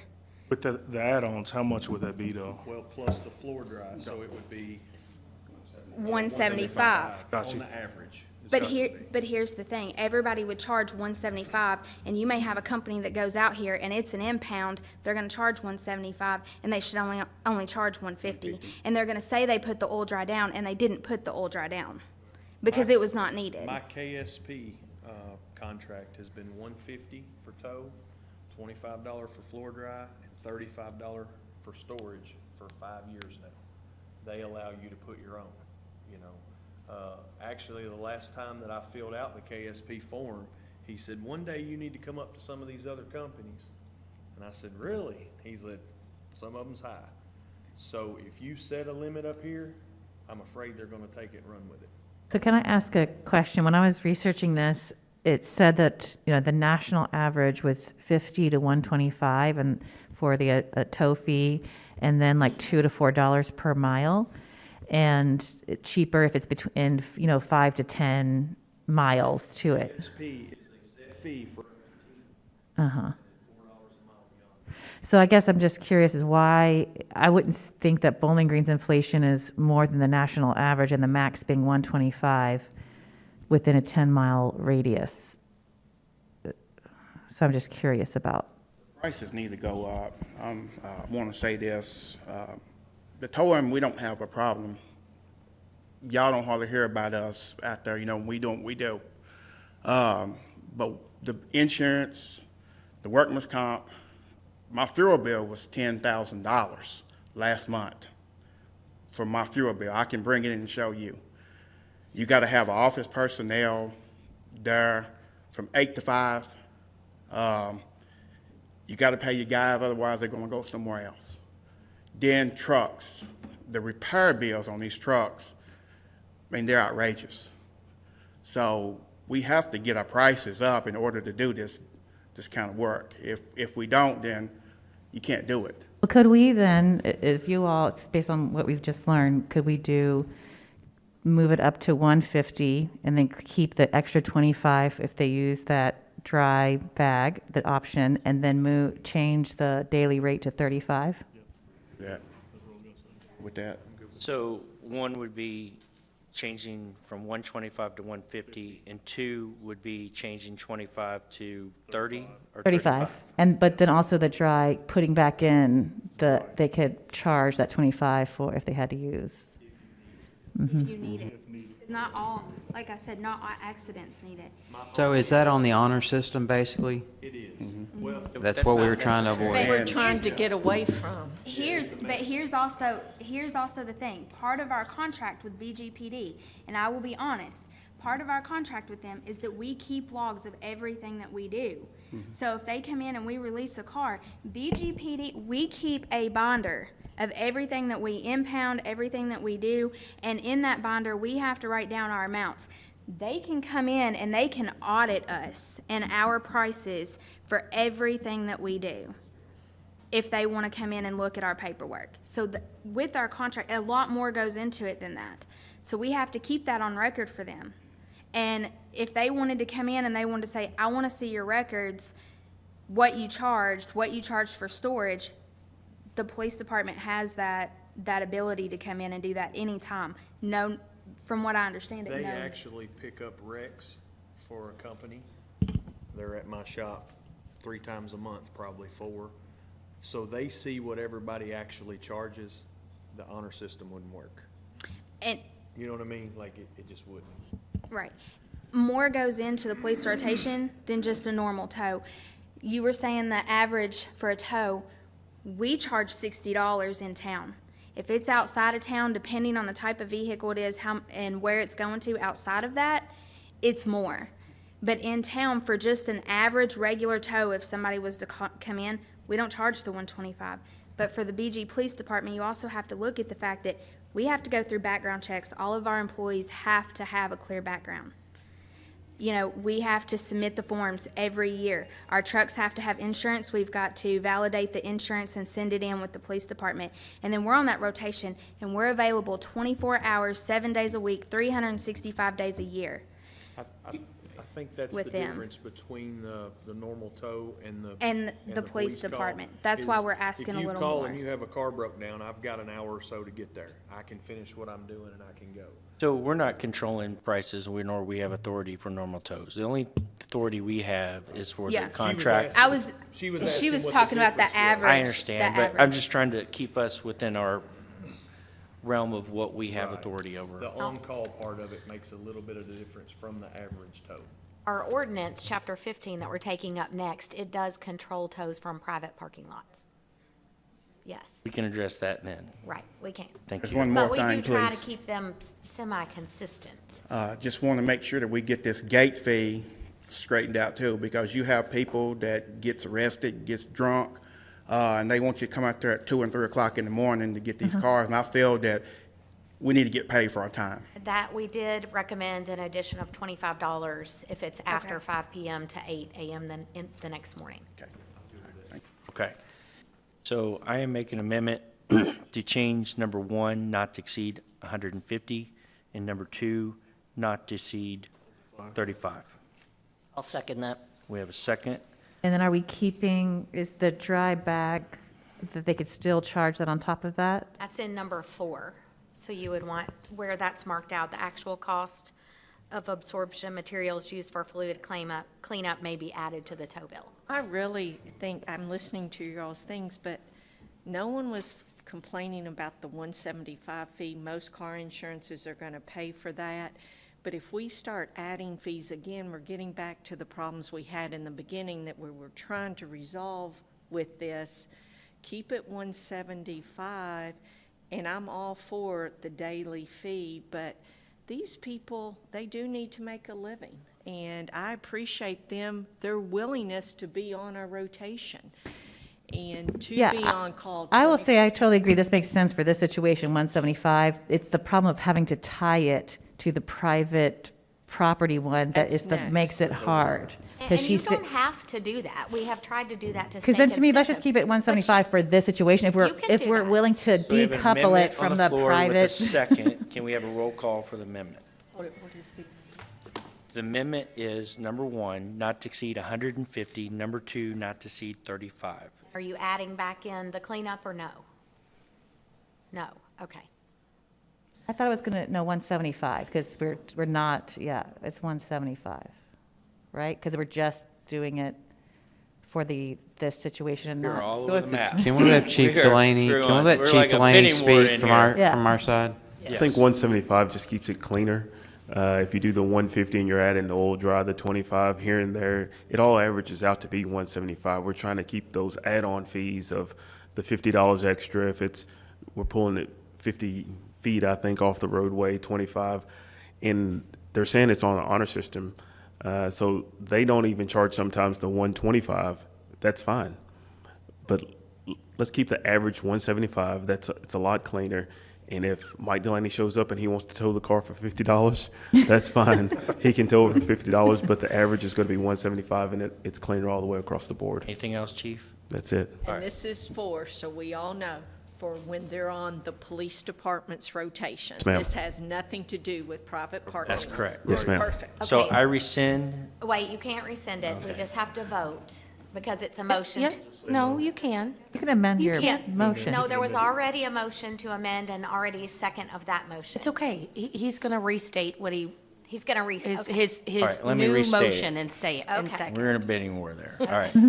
Number 1, not to exceed 175. Number 2, not to exceed 35. Do I have a second? Second. Second by Carlos, or actually Perigin was the second. Roll call, please. Beasley Brown. Yes. Hill. Yes. Perigin. Yes. Bailey. Yes. Alcott. Yes. Any further discussion as written as is? Okay, we had a second, and we had A motion for that, so roll call, please. And this is to pass municipal order number 2022-152. And note that there's no amendments to the municipal order. It's an amendment to the agreement that is attached. Right, we just want to make sure you we just passed the understand that. amendment to Yes. the recommendation. Now we're passing the, Beasley Brown. Yes. Hill. Yes. Perigin. Yes. Bailey. Yes. Alcott. yes. Okay, thank you, everybody. Appreciate y'all being here and informing us, and we're glad that you can have the necessary means to charge for your inflation, so thank you. Ordinance number BG 2022-37 is our first reading and is non-binding. Ordinance amending Code of Ordinances. Ordinance amending Chapter 15, Business and General Regulations of the City of Bowling Green Code of Ordinances related to towing, fee limits, and private parking lots. So moved. Second. Moved by Commissioner Hill, second by Commissioner Bailey. Mr. Mizel. So this is the second part of the towing. This is actually the ordinance that regulates towing fees and private parking. So the recommendations are consistent, an increase from $125 to $175, increase in storage up to $50, and the $25 gate fee are the changes recommended. So what I understood you all to say was you did not want to increase the towing prices from private parking lots from $125 to $175. So you can talk about that, what you may want to do there, what you want to do about the storage fee, which is currently $25. The recommendation is $50. I don't know if you want to take that to the $35 as well or leave it at $25. And then there is the addition of the gate fee for $25 between non-business hours. My only concern with this increase is I was on the commission my last time when I served, when we had an issue with cars being towed all the time, and it wasn't clear they were in a no parking zone, and these citizens were out this much money, and it had to be cash, and it happened to me at Western, it happened to a family. I said, yes, you all can park here because there is not a no parking sign. You're allowed to park here. It was family weekend at Western. All these families from out of town, all of us got towed. So our And so I'm ordinance not- does prohibit that. They are required, and we've actually I've referred people to the police department, and they have contacted the tow companies and required them to release cars at no charge because they were improperly towed. So there are several ways that we can address that. And that's in this ordinance. That was going It on a is. lot, It Melinda. is They in were the they were ordinance. luring you into these parking lots with no signage and then nabbing you. Yes, and it is in the Ridiculous. ordinance. So to keep this consistent, we would change in this, the subparagraph B, the maximum storage charges which be collected by private impound tow truck or operator or storage yard is an amount not to exceed $35 rather than $50 is the recommended. Correct. And then there was some discussion about not raising private towing rates as high as the police agreement. That's up to you all. And if they put a boot on the car, it's another $100. Well, it is $100. It's not another 100, but a boot. We did not recommend a change in the booting fee. That's something we just did last year, and we left that the same. I make an amendment to change paragraph B to not to exceed $35. Second. Second by Carlos. Roll call, please, or any discussion? Roll call, please. Beasley Brown. Yes. Hill. Yes. Perigin. Yes. Bailey. Yes. Alcott. Yes. And now the amendment is on the floor, not the amendment, the ordinance is on the floor on first reading, non-binding, reading with the change of $35. My name's Slim Nash. I own Fountain Square Lawn Care and Parking Lot, or Fountain Square Towing and Parking Lot Management. My question is, I hear Commissioner Hill's concern about what was happening before. The ordinance addressed all of those things. I guess my question is, why are you regulating the towing business and not other businesses? We're not regulating. We are trying to put, You're- we are not imposing a fee to exceed a certain amount for a daily rate for parking that a person may or may not be able to get to immediately. And I explained it.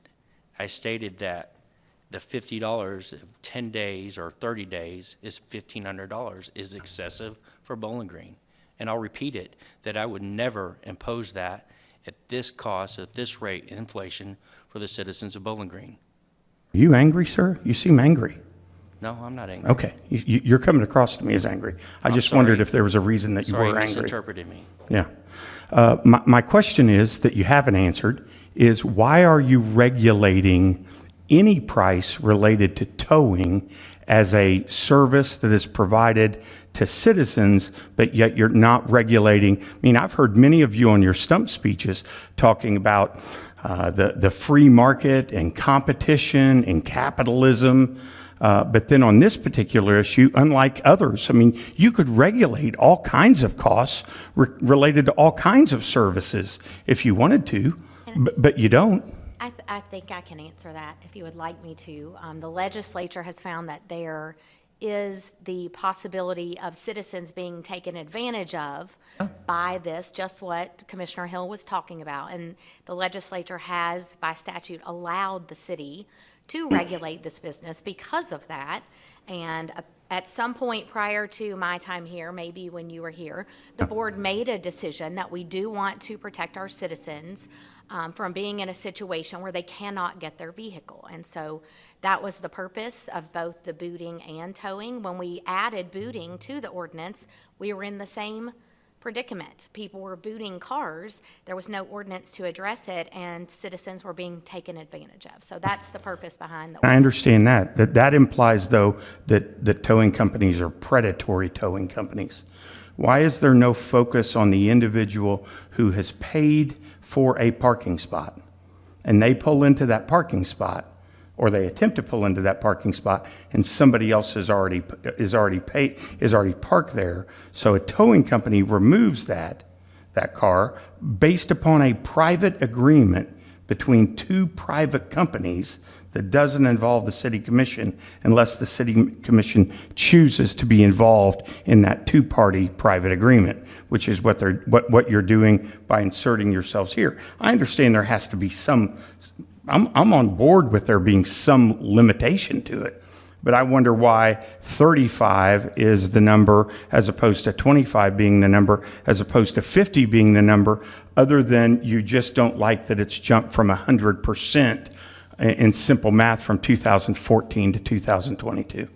Answer me. Hillary, Thank you. may I answer just one Pardon me? thing? think I didn't hear the mayor. I didn't hear the. You answered me. Thank you. What? You answered for me.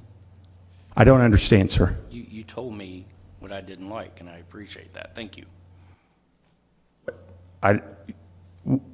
Can you help me understand? I don't understand what you're talking about. Said I did not want it to go from 25 to 50 because it was 100% inflation. I agree with you. Hillary, may I just answer this as well? Just listening to the other business owners there who are here, I think that the Burton's Towing Company and Shane's Towing Company both basically said, they gave examples of what can basically be harsh, exactly like what Commissioner Hill said. And both of them, listening to those other towing companies who are private entities, basically said, I believe $35 is a fair amount. So we're not actually regulating it per se, but we're actually making it up there.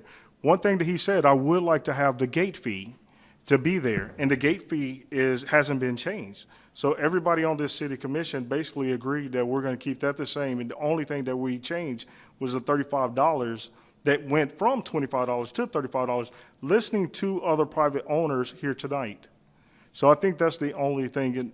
Let me say this. We did not previously have an after-hours gate fee, and We're adding it. we are adding it, and one of the people who requested that was Mr. Nash. Absolutely. We met with him, and that was one of his requests. So, Absolutely. As well as an increase in fees. Some of the things he requested us to look at, we did. Some of the things in just trying to be efficient and get them some relief, we still need to look at in the future.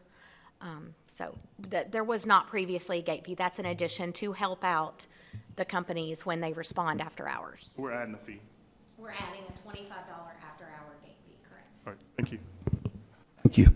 Yeah, and for me, this, again, like what Hillary just said, if we need to look at this and look at, what has been the rising cost of property since 2015 and figure that into this, for me, like you said, it just at least helps give immediate relief for the inflation and rising costs that you all have experienced. Okay, we have an ordinance number BG 2022-37 on the floor. Roll call, please. As amended. As amended. Beasley Brown. Yes. Hill. Yes. Perigin. Yes. Bailey. Yes. Alcott. Yes. Municipal order number 2022-153. Municipal order authorizing the submission of a grant application and acceptance of grant funds from the U.S. Department of Justice, Bureau of Justice Assistance, Office of Justice Programs for fiscal year 2022, Edward Byrne Memorial Justice Assistance Grant funds in the amount of $32,568. So moved. So, a second. Moved by Commissioner Perigin, second by Commissioner Beasley Brown. Mr. Mizel. This is our annual JAG grant. This is no match. It's the Edward Byrne Memorial Justice Assistance Grant. $32,568. We would split it evenly with the county. We would propose to use our half to purchase 3 digital in-car cameras for police cruisers. I think the county would use theirs for salary and fringe benefits. Recommend approval of the application and acceptance of the JAG grant. Nick Cook is here, can answer any questions. Okay, thank you, Mr. Mizel. Questions, comments? None at this time. Roll call, please. Beasley Brown. Yes. Hill. Yes. Perigin. Yes. Bailey. Yes. Alcott. Yes. Municipal order number 2022-154.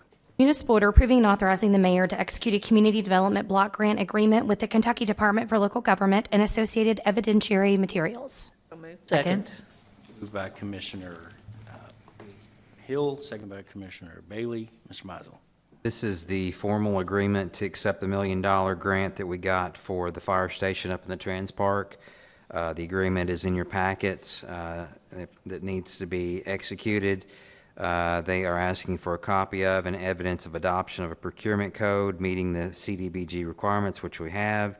And they're also asking for a resolution that cost overruns will be borne by the recipient, which we will cover, knowing that this fire station is going to cost us more than $1 million. But we are really, really happy and appreciative and excited to get this $1 million to put toward the station. Again, Nick Cook is here, can answer any questions on this one, as well as Chief Brooks, still in the back of the room hanging with us. All right. Any questions, discussion? Roll call, please. Beasley Brown. Yes. Hill. Yes. Perigin. Yes. Bailey. Yes. Alcott. Yes. All right. Municipal order number 2022-155.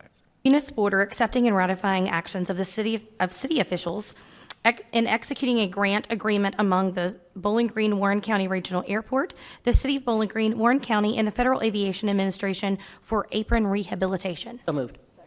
Moved by Commissioner Perigin, second by Commissioner Hill. Mr. Mizel.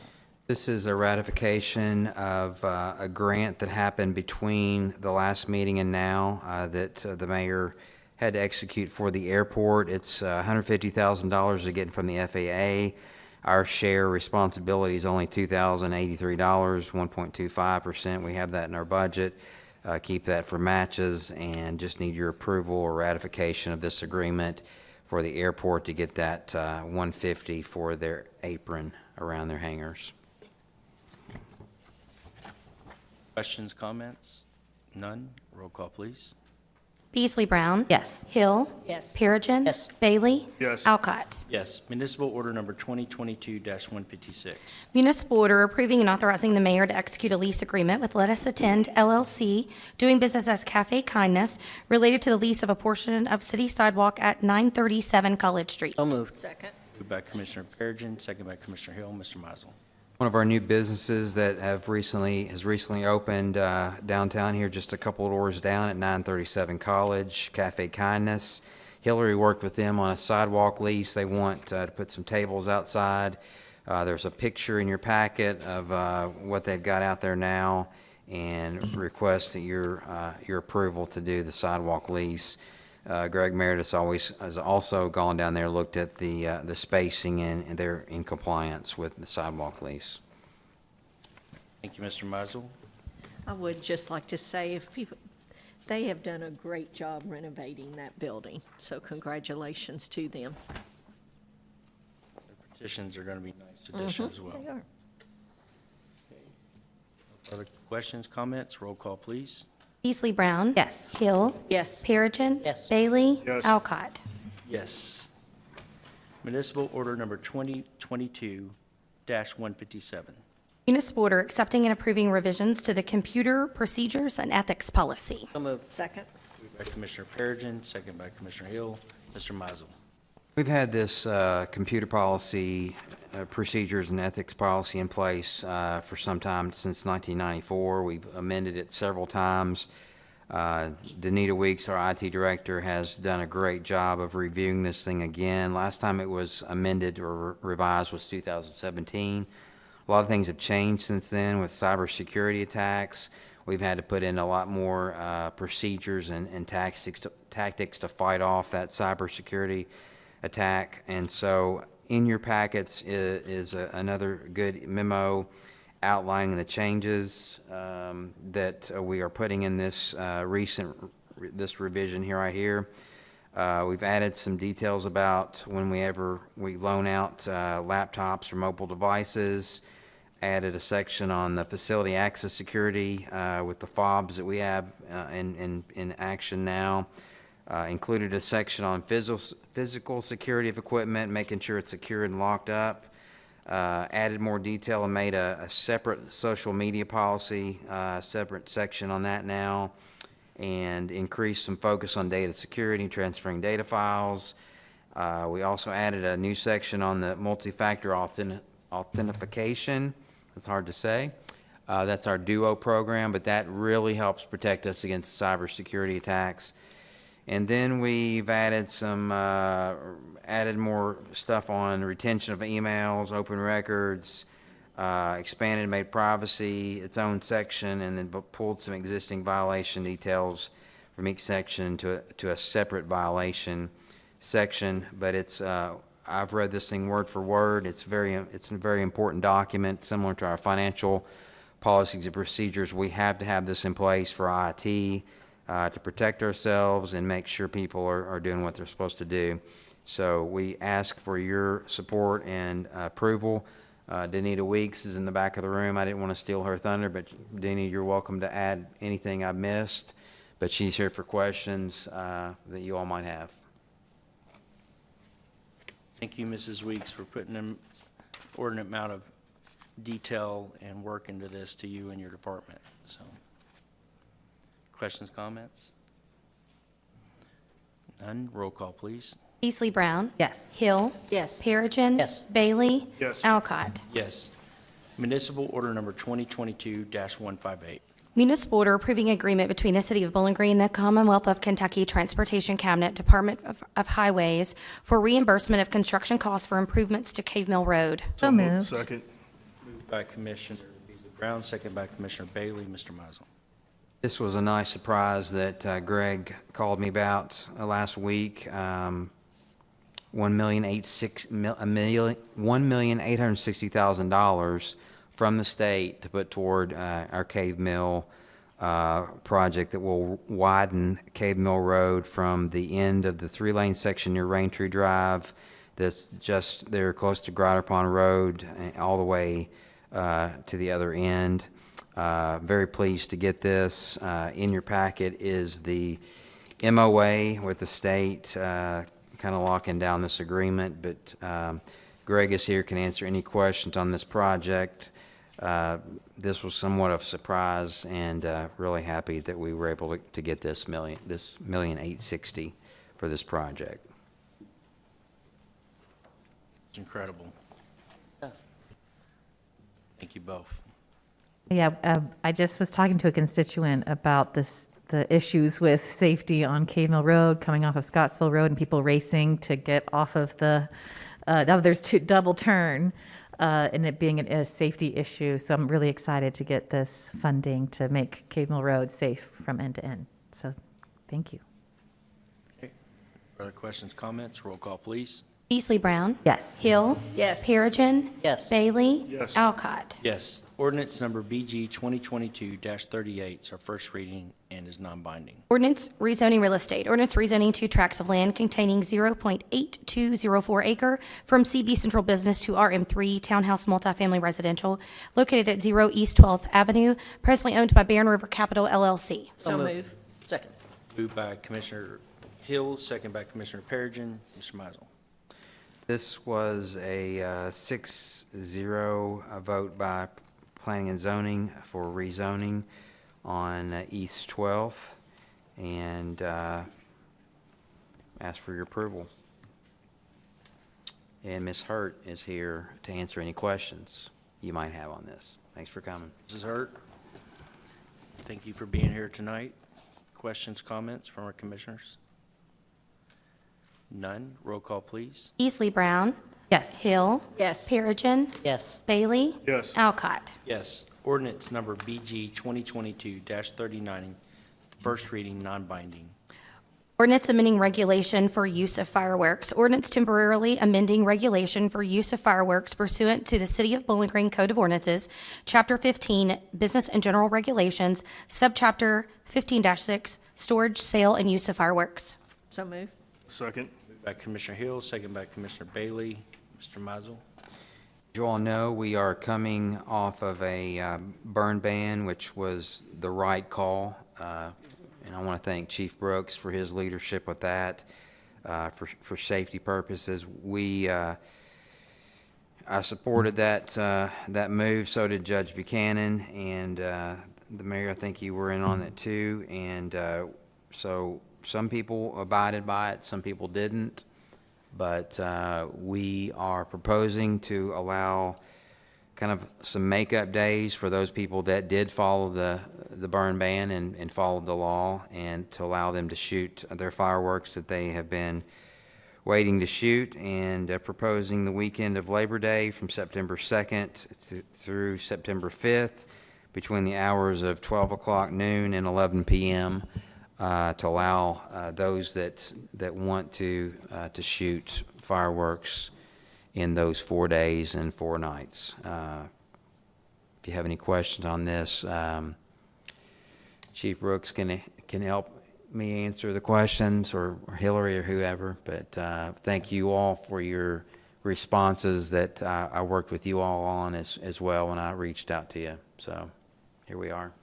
I would like to say to all of the groups and citizens that did follow the rules and the law with the burn ban, thank you so much, and you are the reason we're doing this. For all of you all that did not obey it, shame on you. Ditto.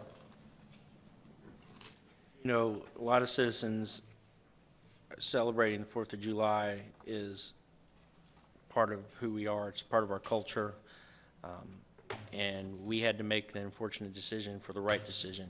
However, this is our way of basically stating you made those purchases. We actually benefited as a city for the many permits that sold the fireworks. And so we're saying to the citizens, please use this wisely.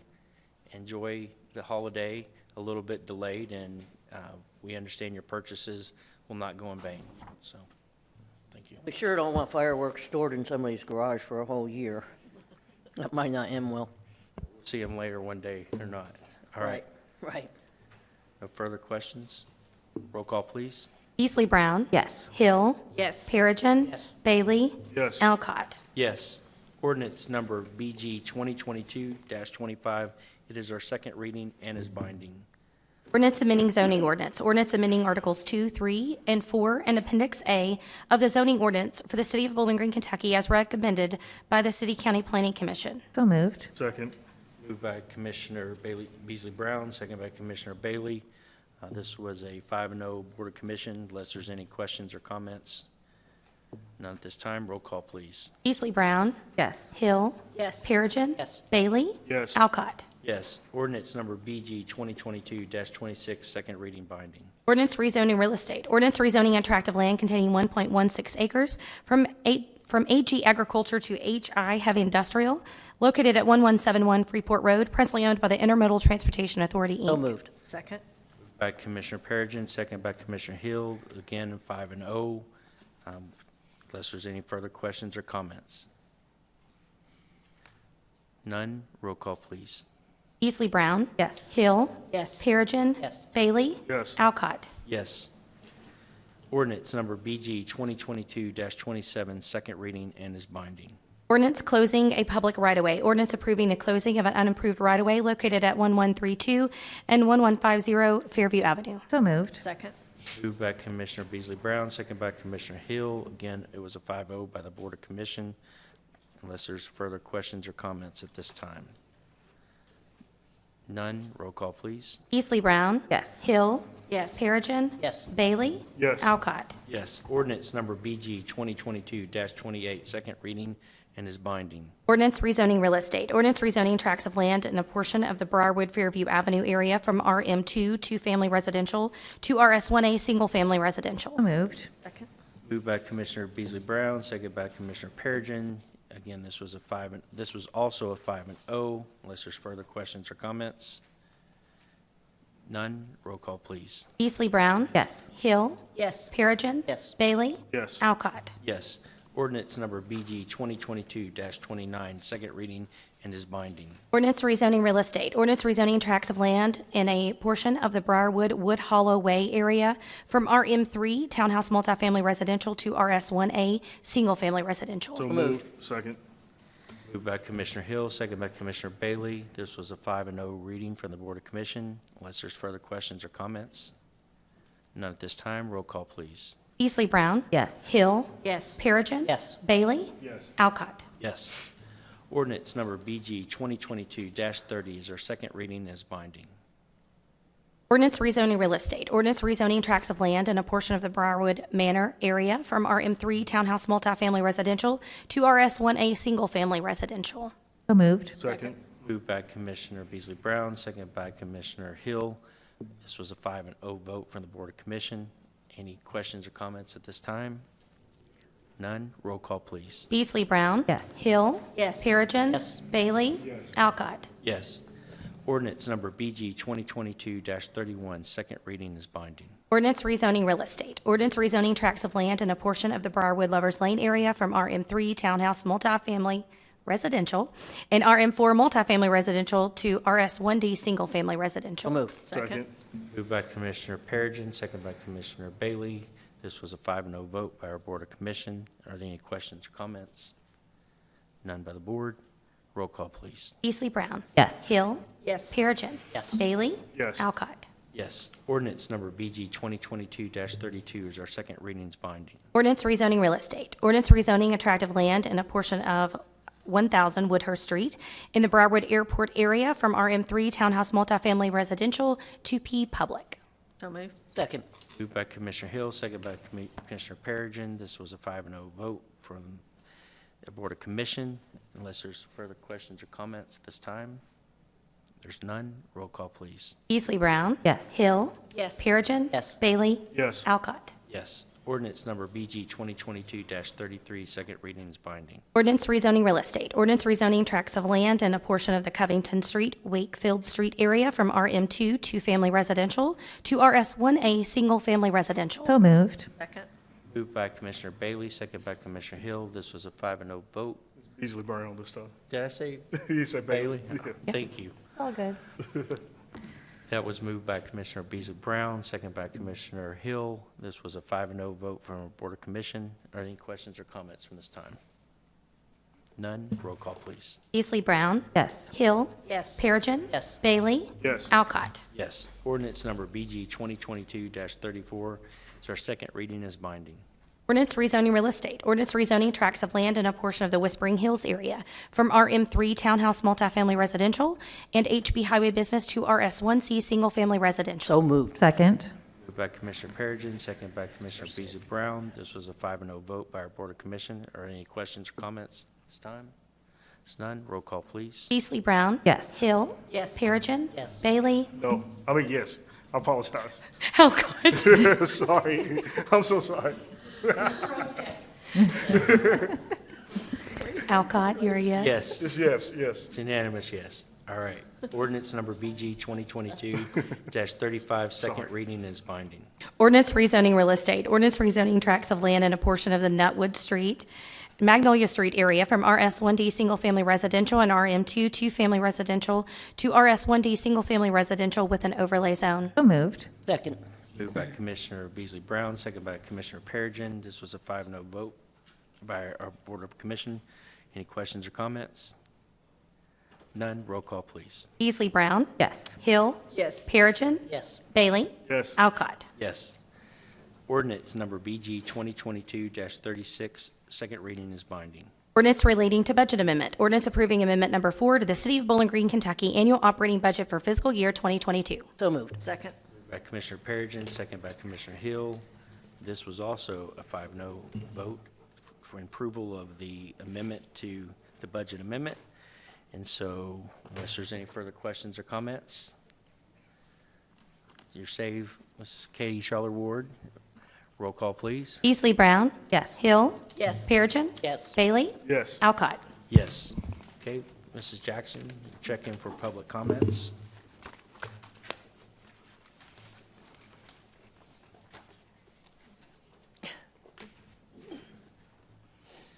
Okay, I'm going to call you up to the podium, and we are going to have Vernon Phelps join us. Is Vernon Phelps here? Great, thank you. Vernon, we have your information. Thank you very much.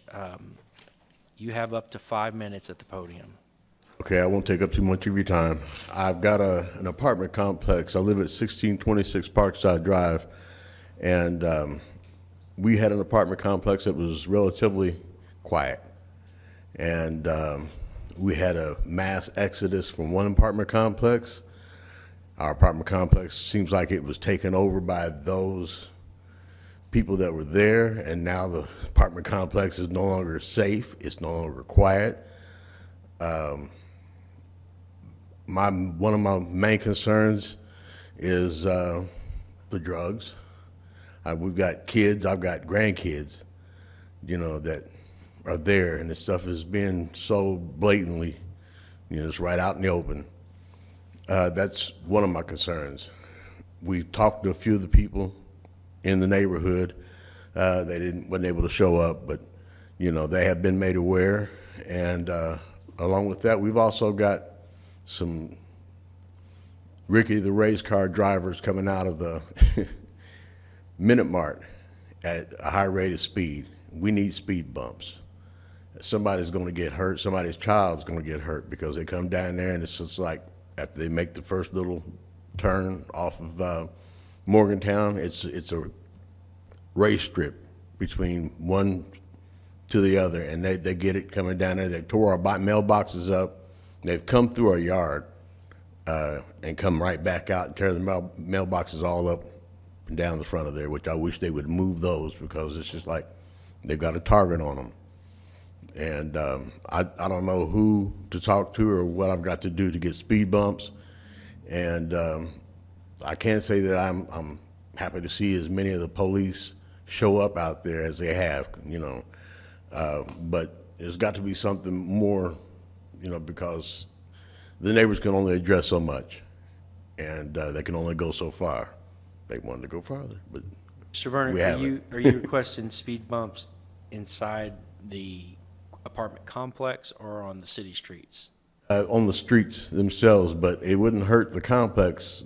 We've seen them come around the complex with the hood up and at full speed, basically drifting around the apartments. You know, I don't know what the incident was, what happened on one side of the apartment. All I know is I see a car coming around and the hood up, you know, and they're driving with the hood up and they over to the Minute Mart.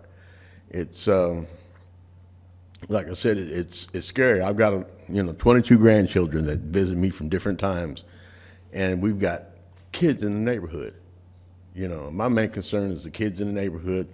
You got old folks that come up and down that street that are in wheelchairs, you know, and they shouldn't have to get off into the grass, you know, for these people that's barreling down the streets. You know, they seem like they care less about, you know, life, but when something happened with my grandkids, it's going to be a whole different story. People using Parkside Drive as a cut through for Old Morgantown Road from Morgantown Road? No, this is just sometimes it's just coming out of the Minute Mart. We've had them come out of the Minute Mart literally sideways and drift onto Parkside Drive, and once they lock up and get some grip, they're gone again. And I mean, they're punching it, full blast coming down there, and it's loud and it's fast, and somebody's not going to have time to get out of the way. And I don't know who I need to address. I'm hoping you're the people to do it, but I'd like to somebody address my concern as far as that's concerned, because we got too many kids and too many old folks out here that's at jeopardy. They shouldn't have to run or walk, or be afraid. I'm not, for one, going to be afraid, but I've got some neighbors that are, and that's pretty much all I've got to say about that. Thank you, Mr. Phelps. We appreciate your time. Sir, we did a policy years ago. We did away with the speed bumps on city streets, but Chief Delaney had to go. But I will circle back with Chief Delaney and see if we can't get extra patrols out there. Maybe put a speed trailer out there as well, monitor speeds, and we'll definitely look at it and maybe send your sergeant of your area out there to talk to you and try to work out some solutions on this. Thanks for bringing this to our attention. Can I ask a question here? Are any of our speed trailers equipped with a camera to read a license plate? If not, maybe that's something we need to look into purchasing? Possibly, yeah. Yeah, definitely. Appreciate your courage. If you're out there ever, get the license plate. And well, we appreciate your courage, and Mr. Muzzle this is systemic across our community. We'll get on it. Thank you. All right, there are no other sign-ins for public comments. Make sure there's no other citizens that wanted to speak. Okay, thank you. This concludes our, well, it doesn't conclude our meeting because we're going into closed session, so we're going to ask. No formal action coming out of closed session. No formal action. Our next scheduled meeting is August the 2nd at 4:30, same place, 2022. And so this meeting will be adjourned for the public. Thank you.